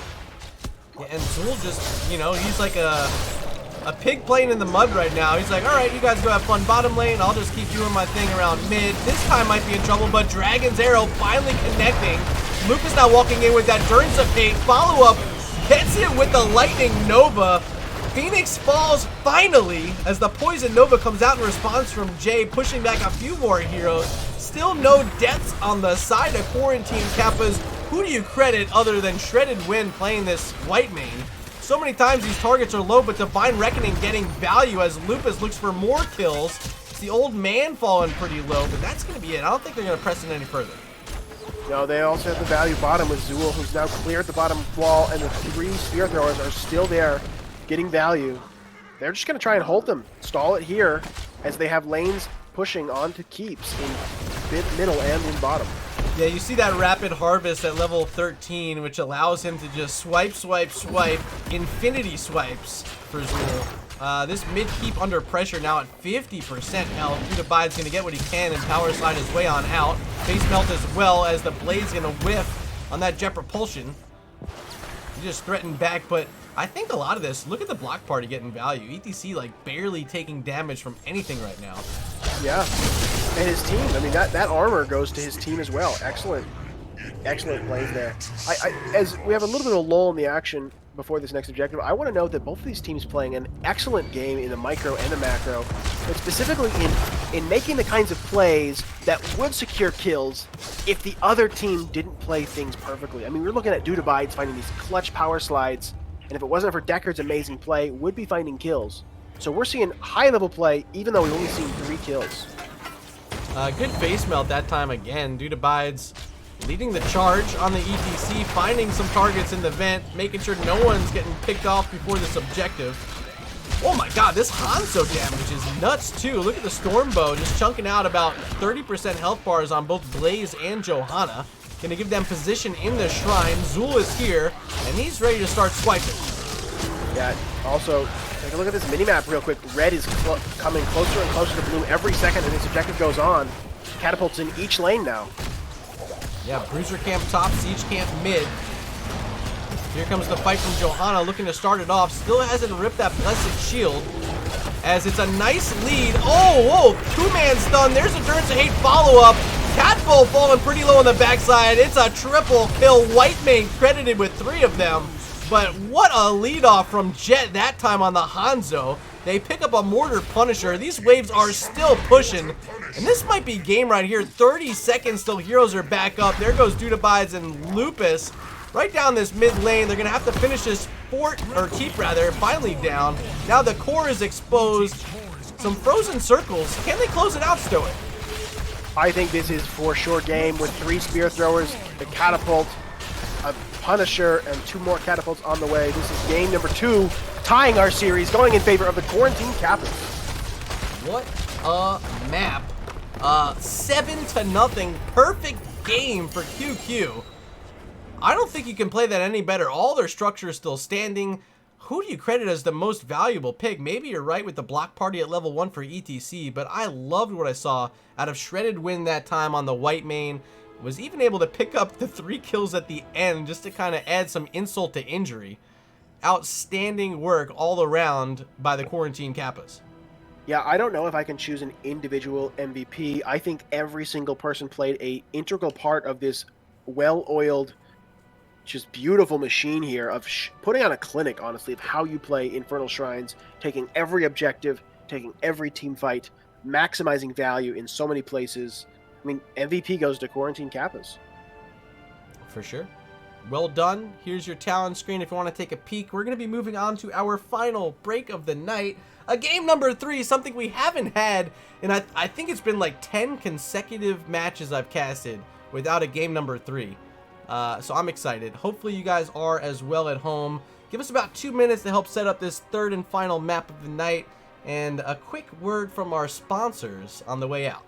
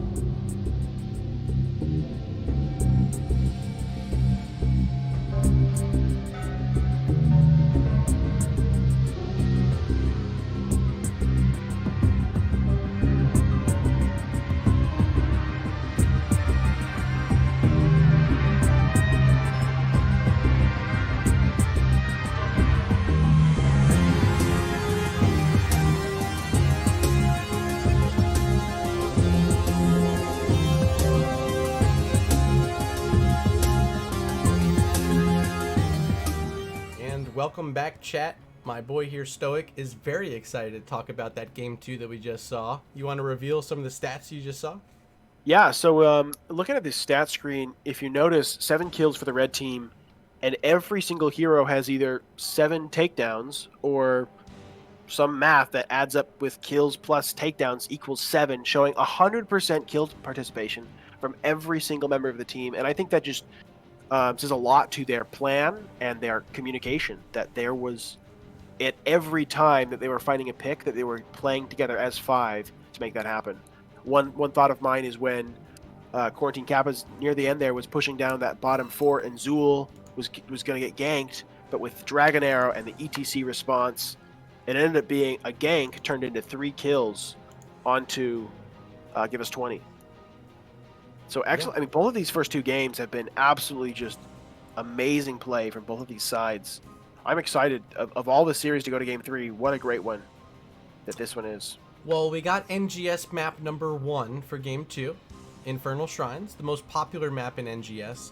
And, you know, it's my opinion that this is the second most popular map. Volskaya Foundry is the map chosen, I think, who picked it?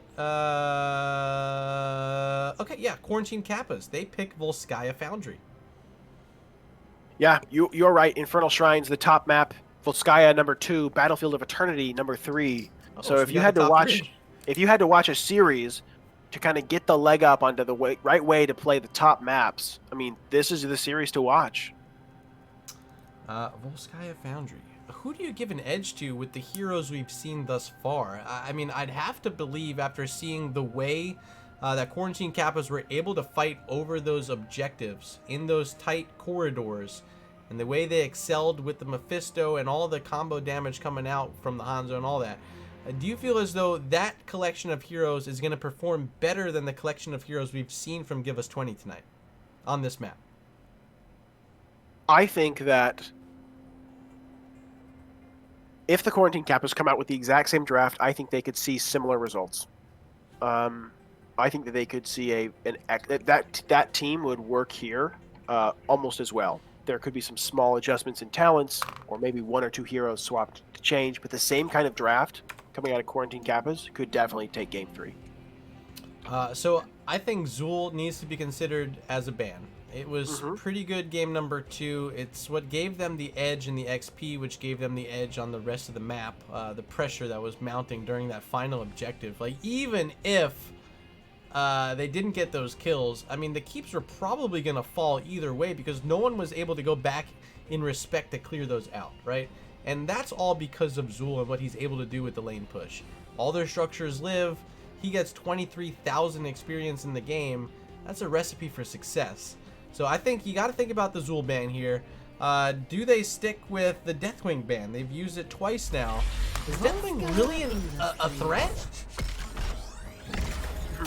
You know, I don't. That's a good question. I don't know if. I know that Give Us 20 has played Deathwing. Looking at the match history for Quarantine Kappas, they have not yet played Deathwing in NGS. Season 9, that is. Maybe they opt to ban something else. And as I say that, there's the Deathwing. So, yeah, you know, if they lose this game 3, that's where I'm drawing my attention. If you're looking at the VOD later on, Give Us 20, you know, is it worth banning the Deathwing? We're going to find out here in game number 3. They continue to ban out the Alarak, 3rd time of the night in the Quarantine Kappas. And there's ETC taken out. A strong tank. Might end up seeing the Johanna ban here just to not give up the other remaining tier S tank that's left to Give Us 20. Yeah, they're thinking about it. So maybe it won't be that Johanna, or if it is, it's been taking some consideration here. They have Game 2 it was Rhaegar. Game 1 it was Raynor. I think this should be Johanna. Oh, they're just gonna focus down Juan Pablo's Phoenix. And there's Johanna. So here's where I'm a little worried for the Quarantine Kappas. They've given away. The ETC is off the table. Johanna now as well. Oh, this is what they want, though. You're right. This is what they want. Maybe letting Johanna through specifically to get that Zool. Maybe this is a draft play. It's gonna be Raynor for the 2nd time. It was played in game number 2, but not by Juan Pablo. It was Cat Bowl on the Raynor in game 2. And Storytime able to grab a Rhaegar. Let me tell you, Speedy Johanna and Speedy Raynor and Speedy Rhaegar, those 3 right there can find kills anywhere. Sure. Can they chase down Azul Mephisto so far? I don't know. Without the ETC zoning and the ETC block party, I think that Quarantine Kappas is now in a lot more position of danger than they previously were. Well, they don't have the Johanna, right? I think a good tool against a Raynor. We already talked about the Artanis in game 2. So far, yeah, I don't think it's going to make sense here, although it's already looking like a Bloodlust comp for the Rhaegar. So does Artanis become a consideration if you're thinking for sure it's going to be the Bloodlust? That's a good question. I would think that before I took Artanis to counter Bloodlust, I'd think about Stukov. I'd even think about Falstad. You know, the Flailing Swipe and Gust, respectively, to completely just disengage Rhaegar. Those, I think, before Artanis, providing a lot more utility. We'll see what it is. Is Mal'Ganis and Whitemane picked up? Whitemane, excellent pick last game. Mal'Ganis, lots of potential here, controlled by an excellent player like Dude Abides. Yeah, the Mal'Ganis was played in game 1 over on Battlefield of Eternity. Gonna get their second look on all 4 of these heroes for the Quarantine Kappas. They've played the Mephisto, the Zool, the Whitemane, and the Mal'Ganis already tonight. And on the opposite side, we've seen all these heroes so far from Give Us 20 as well, but a new one enters the Nexus. It's Yarel, and Cat Bowl able to hop back on that Zeratul. Ooh, baby. So if I'm Red Team, I want to see one more lockdown here. That Zeratul was just uninhibited in game 1. Mal'Ganis has some good stuns, but they take a second to get out there, and Zool has that root. If no other CC comes here for the Red Team, I worry about their survivability. All right, so will it be something like the Falstad, just to disengage with the Gust? Or will they take the Lunara? This was played game 1 by Juan Pablo. This time, Jet gonna have his hand at the Deer Girl. What do you think about these drafts now? After seeing game 2 and knowing that Quarantine Qappas are ready to play, do you think they can swing it around and take the reverse sweep, StoiC? Oh, man. My heart goes out to the Quarantine Qappas, but I give this draft to give us 20. I think that they have a scary comp that could do incredible damage with Bloodlust, or could get crazy value if they decided to go with Ancestral Healing, but I think that Give Us 20 has drafted the what they needed to close out this series in their favor. Already seeing some votes coming in for Give Us 20, but still time left. If you want to participate over in chat, head on up to the top, select the team you want to win, hit submit. Load it on in though. Game number 3, and once again I'll introduce the team on the left hand side. There's John Knight on Yrel, Juan Pablo playing Raynor, Nico on the Johanna, Catbull playing that Zeratul for the second time, and Storytime in the house on the Rhaegar. Ladies and gentlemen, Give Us 20. And now tying up this series, the red team, Dudabides playing Mal'Ganis, Whitemane played by Shredded Wind, Lunara played by BX, a Jet, Zool played by J12321, and Mephisto played by Lupus. It is the Quarantine Qappas. Ooh, baby. Big win in game number 2, trying to parlay that into a reverse sweep here over Give Us 20. Will the Quarantine Qappas be able to do it? Oh, look at this. Backlash selected by Zool. I don't believe that was the pick in game number 1. But seeing the Yrel and the Johanna, the percent damage might be worth it. Yeah, that's true. Big health pools. The mini taunt coming out of there of Lunara. Slight skirmish as both of these lanes will be cleared up, and offlaners will go to the bottom. 4-man rotates top. Yeah, it doesn't appear as though we're going to see the double soaking Zool. Maybe makes it up to mid a couple times, but it's going to have a lot of trouble up against this Yrel. If John Knight is going to be hopping around, disrupting the rotation of Jay, he's able to sneak away that time, but might not be so lucky in the future. We'll see how this one unfolds later on as they're starting to look at their siege camps. It's just Zool on the right-hand side, but it's Zeratul and Rhaegar on the left side, much quicker at getting that fortification camp down. Yep. Won't be able to find that invade, though, as Mal'Ganis here is looking to anchor, and Lunara and Whitemane will finally get the stand clear. But this is an opportunity, possibly, for the blue team to set up to take that support camp. They'll elect to not do so. Good work from Jay, finding a couple of globes here on the Zool, knowing that he took that damage from Yrel, gonna slow down what he was doing in the bottom lane, actually gonna be able to help out up here on this support camp as well. But just getting those globes of so much value. Nico's gonna be the first blood of the game. Johanna is down. Dudabi's trying to stand on this point as long as possible, pressuring out the Yrel. Nice stun there from the Fell Claws as they dropped one of their turrets. They're able to grab the biotic emitter. Actually, no, excuse me. That turret was dropped by Give Us 20. So it's 2 items to 0 right now for QQ. That's exactly what you want on Volskaya.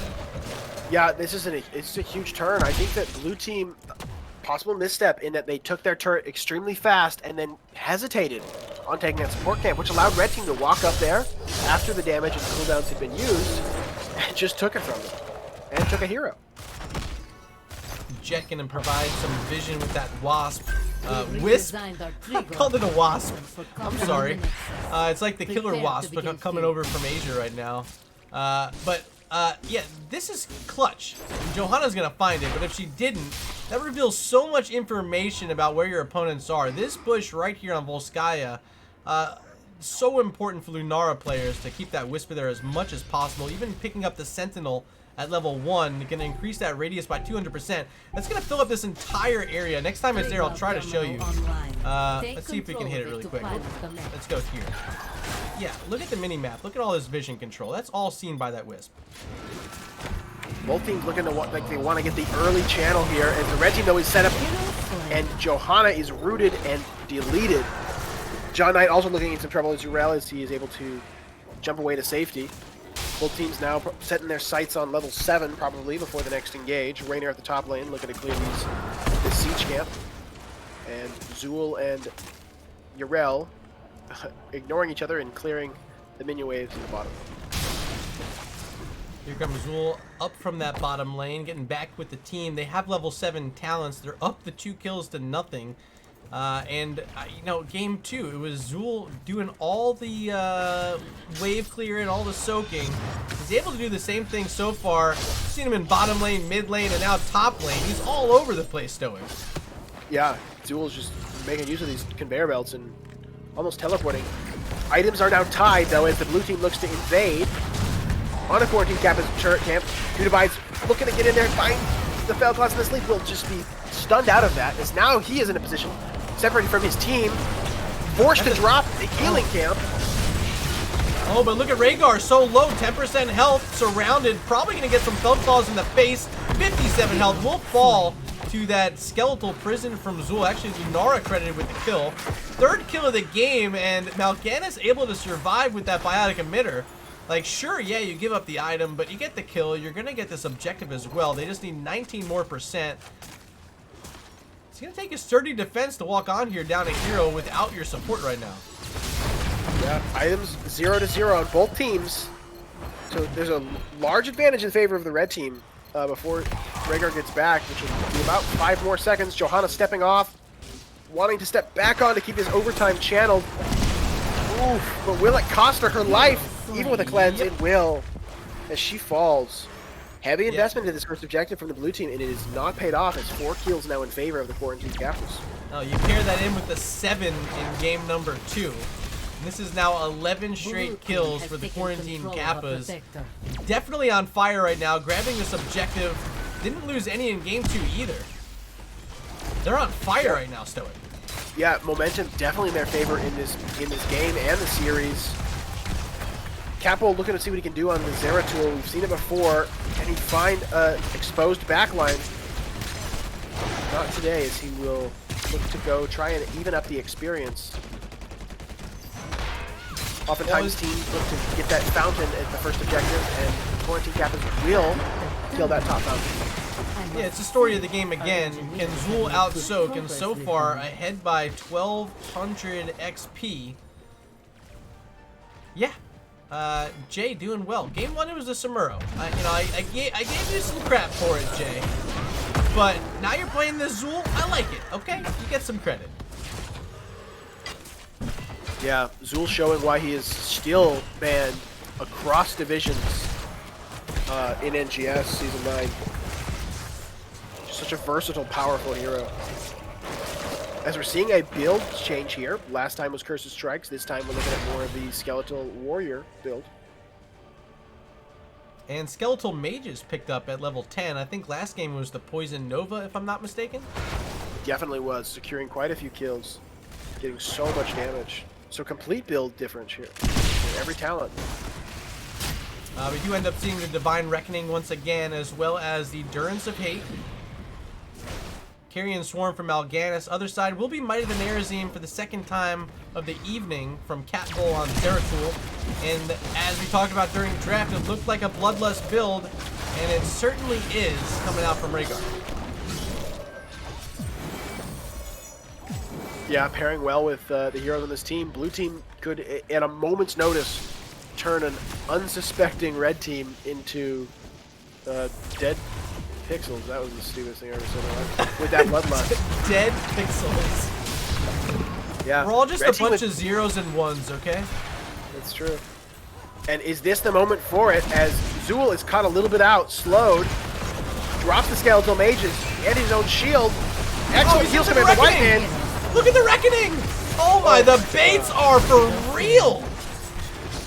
Rhaegar's gonna fall. The Bloodlust came out, but it was of no value. What a bait! Holy God, shredded wind, and this White Mane MVP caliber plays time after time with that Divine Reckoning. 7 kills to 0, StoiC. That is absolutely, I was convinced that Zool was gone, but White Mane had other plans definitely in this game. Incredible timing on the heals. Divine Reckoning getting so much value, dealing a large amount of damage, and just giving her so much mana to heal. Zabalosh in chat catching up says, the Zool healing, Pog. Yeah, okay. We credit Zool. I credit Whitemane, okay? Yeah. So healing coming from the Skeletal Warriors, not too many in that fight. I'm gonna give it to Whitemane too. Yeah, for sure. The backlash came out, but it expired. You know, it's not like the shield is what kept him up. It was fighting. Definitely. Back off, it's Whitemane. Control point B is active top lane. There goes Shredded Wind, our MVP thus far in game number 3. A clutch performance so far on Whitemane. It looks so good as well earlier in game number 2 on Infernal Shrines. Jay caught out here. We've seen this before. Will he fall? He does this time. Mephisto not able to support. Whitemane stuck on control point B to channel for her team. With Endurance of Hate catches 3, 4. Oh my gosh. Story time absolutely annihilated there as 3 quick kills in response. Red team has shown what happens when you try and take a kill off of one of their teammates. Yikers, psychers. Lupus in the right place at the right time. That Endurance of Hate, one of the best I've seen so far this season. Good follow-up as well from Jet. Dudabides was there, but, I mean, that was all Lupus. Like, wow. Yeah, he just set up his own combo and said, I'm just going to kill them all. Thanks for being here to watch, fam. Capel now in a little bit of a precarious position as looks to steal this camp. Dudabides says, thanks for the help. Oh! From you. Oh, no, you can't do that, Zeratul. Lunara saying, get back to your side of the map. Thank you very much. And they get another tower at mid. 100% on the channel up top for Shredded Wind. Here comes the second Triglav Protector of the game for the Quarantine Qappas. Already getting through top fort.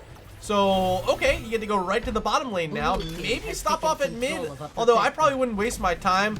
Whitemane's going to hop out. She has a turret in her hands between Mal'Ganis and Lunara inside. And they will use one laser. Now Wampovo in a lot of trouble. No follow-up from the Triglav that time. They are able to disable the structure, though. And mid-fort's going to fall very quickly with the help of Zul and Mephisto. A couple minions as well going to join the fray. Triglav very 45 healthy. seconds remain and 80%. Yeah, very healthy StoiC.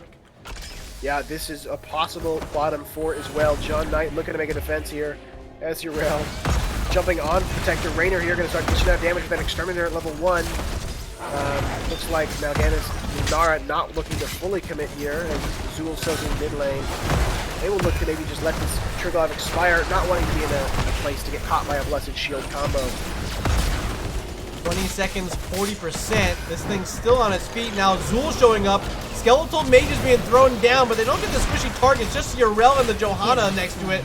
Oh my god. Get out of town. Like, what? Rhaegar taken out of the fight first yet again. They continue harassing the support. How do you fight without your Rhaegar? Short answer, you can't. Yeah, tough also because Zeratul during the whole time was mid lane, not part of that fight, so it was a 4v5 with the Protector. Divine Reckoning actually healing Yarel there as we saw as she used her, what is it called? Ardent Defender. Bottom fort close to falling, under a lot of pressure, but Juan Pablo in the most pressure as there is no Rhaegar to heal. He'll spray and fall, and looks like probably this bottom blue fort should go as well. The last kills that came out for Quarantine Qappas, they found the staggered kill later on. Earlier was Zeratul. This time it's going to be the Raynor staggered out. 30 seconds. It's going to be a 5v4 again for the Quarantine Qappas, working on getting down the final outer fort. There it goes. Now Yarel in trouble. No Ardent Defender for 60 seconds. The sleep comes out. Night Rush was good from Dudabides, but Yarel still hopping around. You know, even if with this strong lead here, we're seeing the Quarantine Qappas give a lot of respect there and not taking any free damage from that fort. They could have gone in and gave up some of their health bars to take that out, but they waited for the minion wave, which I think is an excellent play. I know I would have said, let's just burn this and move on. But waiting down there, making sure that they didn't take unnecessary damage, giving no chance for Give Us 20 to come back. StoiC, do you see what I see? 2 biotic emitters already in hand, 2 turrets already in hand, working on a 3rd biotic emitter. I mean, they can just throw everything into this fight if they want. There's a Skeletal Mages first, but quickly picked up by Raynor. They got zoned out that time. Lupus in a lot of trouble, a lot of danger. We'll be able to get through with the help of that Divine Reckoning once again from Whitemane. It's Zeratul gonna fall. Making a double kill. Johanna goes down. There goes Mephisto. Storytime being chased. likely going to fall. There's a skeletal prison. Bye-bye, Rhaegar. So they give up the biotic emitter. They use a few items, but they get a triple kill. Is it worth StoiC? Definitely. I think that's red team. They said you can fight us here. That's fine. We're gonna win, and they did. Blue team. I think it was the engage they needed to take. As at a disadvantage as it was going to be their last fight before 20. As now, Quarantine Qappas in an extremely commanding position. 20 seconds till the full team is up for give us 20. I'm starting up an exit. Well, item recap, they used 2 biotic emitters. They used a turret as well. It's just the one turret in the hands of Whitemane that is the difference in terms of both these teams and what kind of items they're controlling. Level 20s, of course, that's a big deal as well. Maybe the best item of all. Definitely. You know what? And that Judgment Day going to come out from Whitemane, the upgraded Divine Reckoning, increasing the damage, which increases the amount of mana she regains, and also giving some CC to put our enemies in a precarious position. We'll see if that comes into play as it is up for this next fight. And Mal'Ganis beginning the early channel. Give us 20, not wanting to engage without using the talent tier to it. They're going to push up a wave, maybe pressure this wall with their level 20s. Mal'Ganis is going to be the one behind, but they have vision top lane. Look at this. 3 heroes, make it 4 showing in the top lane. Nico, Juan Pablo, Storytime, and John Knight all going to start up their hearths. Might get interrupted by these ranged minions. Oh, barely makes it out. But how much damage got done? Yeah, the entire wall, 1 tower, maybe 2. Yeah, it'll be 2 towers. Next fight, possibly over here, the fortification camp. Give us 20. Rail steps on. Zool wants to be there. His skeletal mages are dropped. Johanna steps up for the punish. Condemn combo will miss it. Endurance of Hate will miss, but the blue team will step away and live to fight another day. Yeah, short cooldown. It's a zoning Endurance of Hate from Lupus. Says, okay, Definitely. you can walk forward, but if you do, we'll kill you. Smart move. They decide to back off. Yeah, you know what? For the items used in that top fight, there are still 3 item advantage in favor of the Quarantine Qappas. They're not feeling like they're missing anything. Oh, gank set up here for Zool as he's feeling quite confident. Oh, yeah, he sniffs it out. Control of a protector. He sniffs it out and says, not today. Yeah, he's like, well, maybe I should clear out the top lane. Did he sniff it out, or was that just an accidental mistake of... I think one of the heroes on the blue team showed, and he said, I got better stuff to do than die. Bottom lane keep under pressure. Triglav Protector number 3.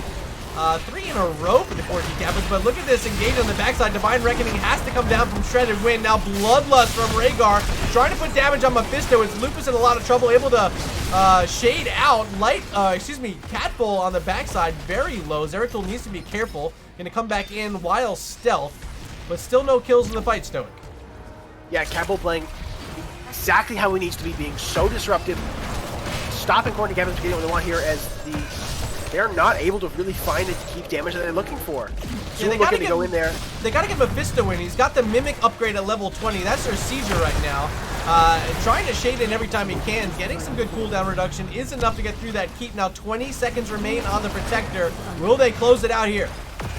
They're looking to advance. They're looking to try and end here. And I say that they're looking like they're kind of backing off as they're taking a little bit of damage. And they will use this Protector to zone as they head back to their home base. Just 10 seconds away from the next Divine Reckoning. Top lane keep under pressure. Catapult's there, and it's locked onto that keep right now. So they can continue pressuring, maybe at mid, and allow some rotations to come out. Or items. Hey, items are up soon. Items are up, and we've seen the Quarantine Qappas want their items. It looks like they'll say, you know what, let's take the safe route. Let's get these items. Let's establish that advantage. We can come back and kill this core in a couple of minutes. Lunara's got to set up that Wisp right here. They don't have vision of anyone on the opposite side of the map. The Wisp is all the way down by control point A, keeping an eye on that fortification king. But here they come. Rainer's Raider going to help poke out a little bit, but it's revealing they're nearby. Now that Rainer's Raider is going to be destroyed, allowing the Quarantine Qappas to move in. The aggressive players, 16-2 in kills, feeling very healthy, very strong here in game number 3. Yeah, blue team gonna back off, give this objective for now. Zeratul jumps in. Johanna steps up as well. A little bit of miscoordination here. Is the 5-man Blessed Shield will go down. Divine Reckoning instantly pops. Melganis finds the Carrion Swarm into the back line. Kappa running for his life. Rooted now by the Zool. But able to use that Might of the Nares to blink a second time for safety. No kills so far. Melganis still looking for it. And with the penetrating round from Raynor, blue team will be able to disengage to safety. But they're in a lot of trouble here as they got Catapults bottom and red team with a strong map control. Looks like they're going to take the fight back to this bottom fortification camp. Affected by Give Us 20, right? They, of course, Quarantine Cap was able to get that camp, but they instantly had to use the Bionic Emitter. Now another fight over a fortification camp. There's the Arn Defender, but so much cooldown reduction from Mephisto, spreading all that Lightning Nova damage. It's a triple kill. Credit that one once again to Lupus. Can the Quarantine Kappas close it out now? 60-second death timers on 3 heroes. They're marching towards the core with one of those turrets. Yeah. Wow. John Knight, Catbull trying their best to stop this. But it looks like the damage will be too much. And completing the reverse sweep is the Quarantine Kappas, taking game number 3 in a powerful showing here on Volskaya Foundry. Oh my god. 7-0 on map number 2. This time it's 19-2. There is a little bit of joking. I don't want to call it BM because they were just having fun. But Jet earlier said, all right, should we try now? And I was like, ooh, that's some spicy talk. But maybe it was some truth coming out from Jet. I didn't even... Yeah, I thought he meant something else. That is a little bit of spice, as they definitely turned it on. That was a different Quarantine Kappas from game 1 and game 2 and 3 there. Certainly. I definitely liked the Mephisto pick. It was played in games 2 and 3, and both times definitely helped weaken some of these heroes. The spread damage from Lightning Nova is so scary when you're stacked up. Lupus even able to set up that one Durance of Hate we called out. And it was really just a single player pog moment. So a lot of credit goes to Lupus, but who do you give your MVP to? Because I think there was a lot of highlights here for the Quarantine Kappas. Yeah, I think that I neglected to give it in game 2, but in game 3, I think Whitemane stood out to me as the just absolute, let me just keep everybody alive and let's just set up kills and turn these fights around every time. Shredded Wind comes, in my mind, is MVP game 2. Or game 3, excuse me. What about you, Murda? MVP in your eyes.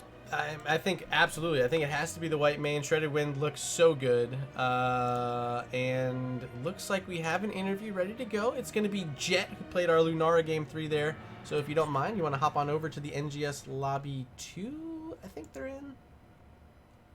Yeah, NGS Lobby 2. I'll see you there. Sounds good. Hello, Mr. Jet. How are you feeling? Oh my god. Reverse sweep for the Quarantine Kappas. And I just talked about it, but you said, all right, listen, should we start trying now? It was a little bit of joking, but maybe some seriousness too.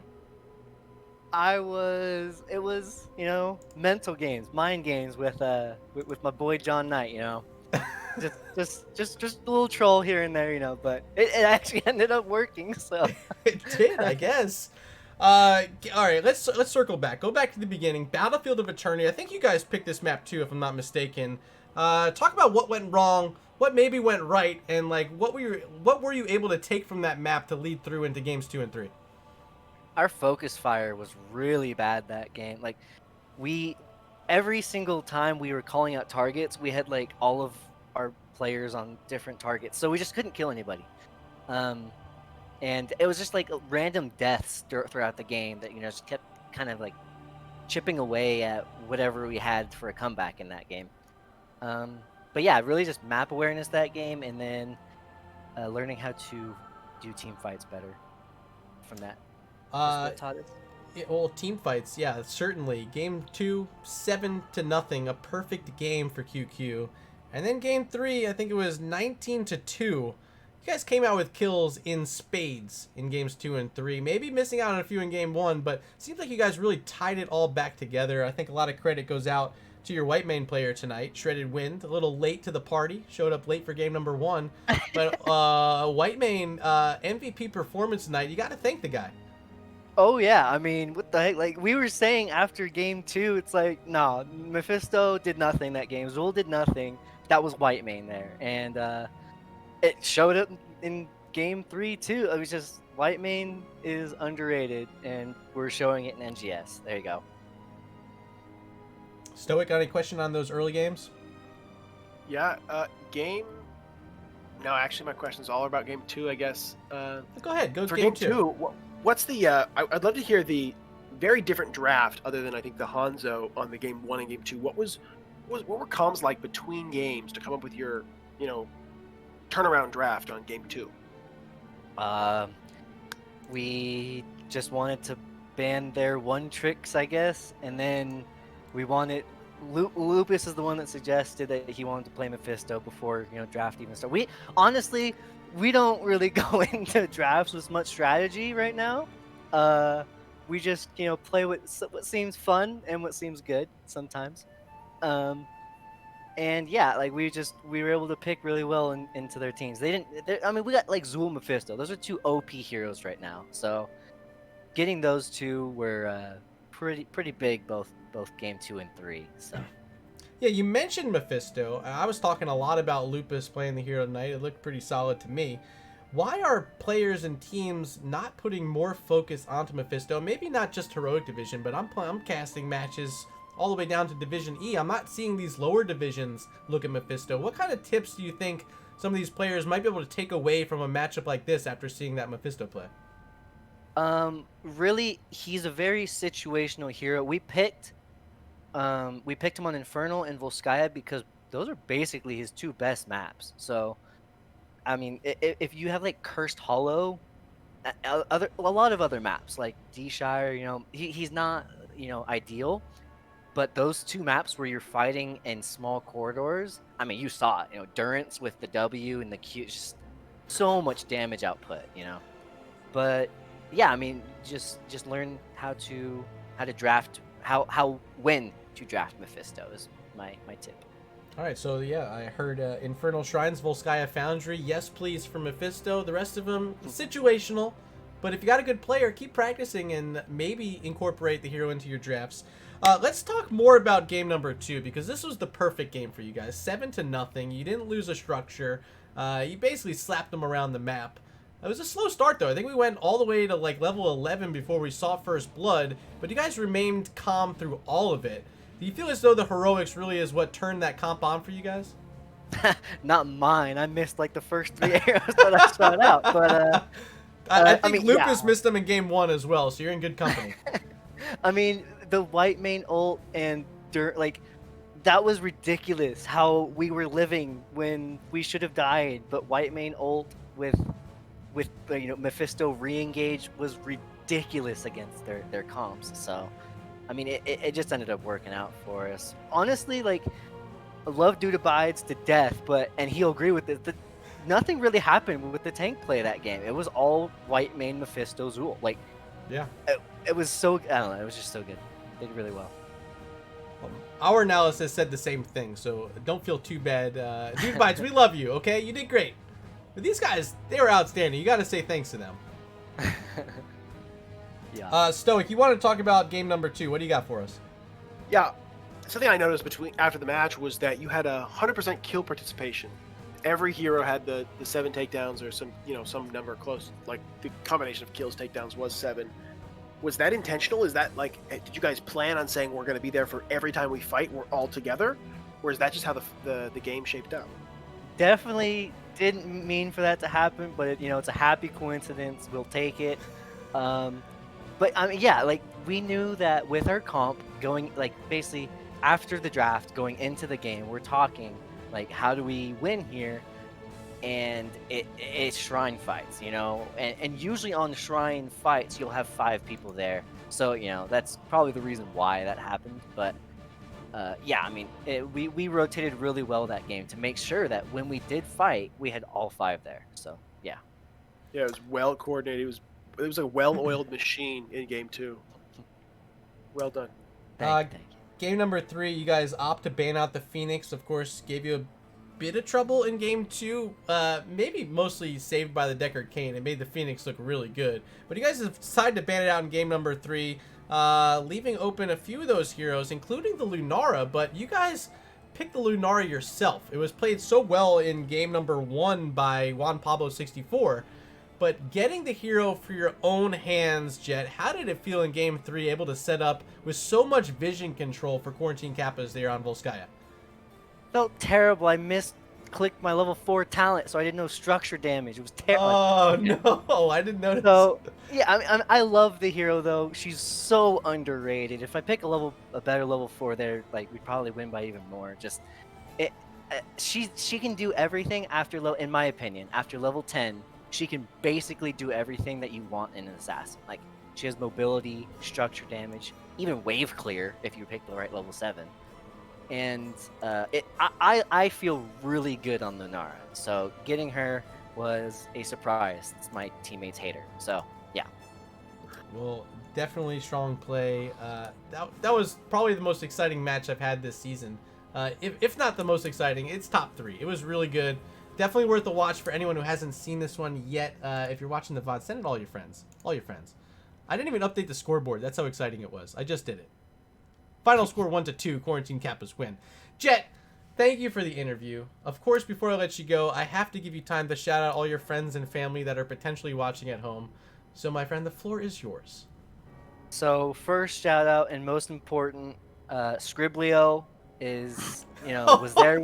It was there when we needed it, Always Did there when you you see needed StoiC casting? Watch the VOD. StoiC did a play-by-play cast of Scriblio. That's so good. Like, see, it's content when you need it, It's just It came in clutch. We had nothing left to talk about. Scriblio, real MVP, white main's out. Shout out to Shredded's PC. Shout out to Lupus, insane Mephisto play. Jay, that Zul was insane. But yeah, I mean, Lupus, check out his stream. Lupus Hots. He's up and coming. He's an awesome guy. Love to see it. But yeah, that's about it. All right. Well, thank you again, Jet. Exciting. You guys pick up, I think, your second win of the season, although the first one kind of got negated because of the withdraw. So, congrats on that, right? Yep. We're doing good. We're on the up and coming. Okay, we're good. Well, hoping you guys can make the playoffs. Hopefully, we see you guys there for sure. Say hi to Lupus for me, and congrats on the win. We'll see you soon. All right. Will do. See you guys. All right. See you. All right. So let's hop back on the call. All right. Yep. Cool. Do this button here. Oh, hello there. Hello. Oh my god, dude, that was fun. Not only did we get a good set, but I had a great co-host with me along for the ride. Thank you. It's true. Good company, but absolutely some of the best HOTS I've watched this year, and I watch a lot of HOTS. So this is amazing games. I felt like I had educational content. I had exciting fights. Both of these teams put on a great show. A lot to learn. I will probably watch this VOD again, just to try and pick up some new tips on these heroes that I love so much. Yeah, it's great. Heroic Division, they don't let us down. They're not playing for money. They're playing for pride.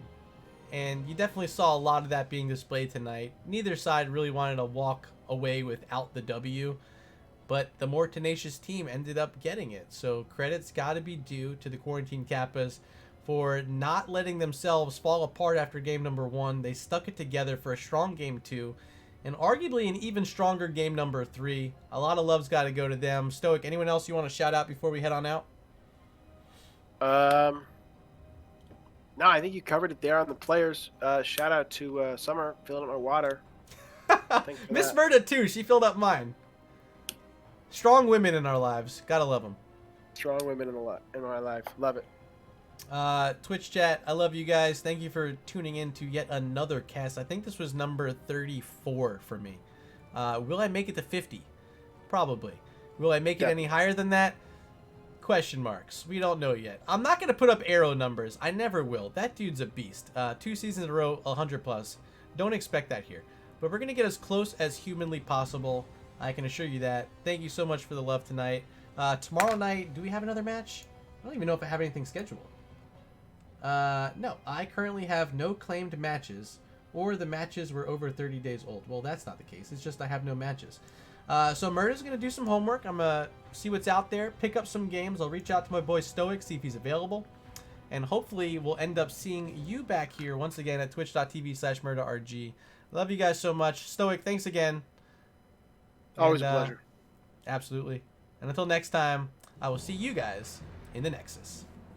And there's the tranquility again from Alperian, keeping targets up as Ragnaros landing a 4-man Sulfurous Smash, Durance of Hate from Mephisto, and this combination executed perfectly at the end of the game. From Alarak.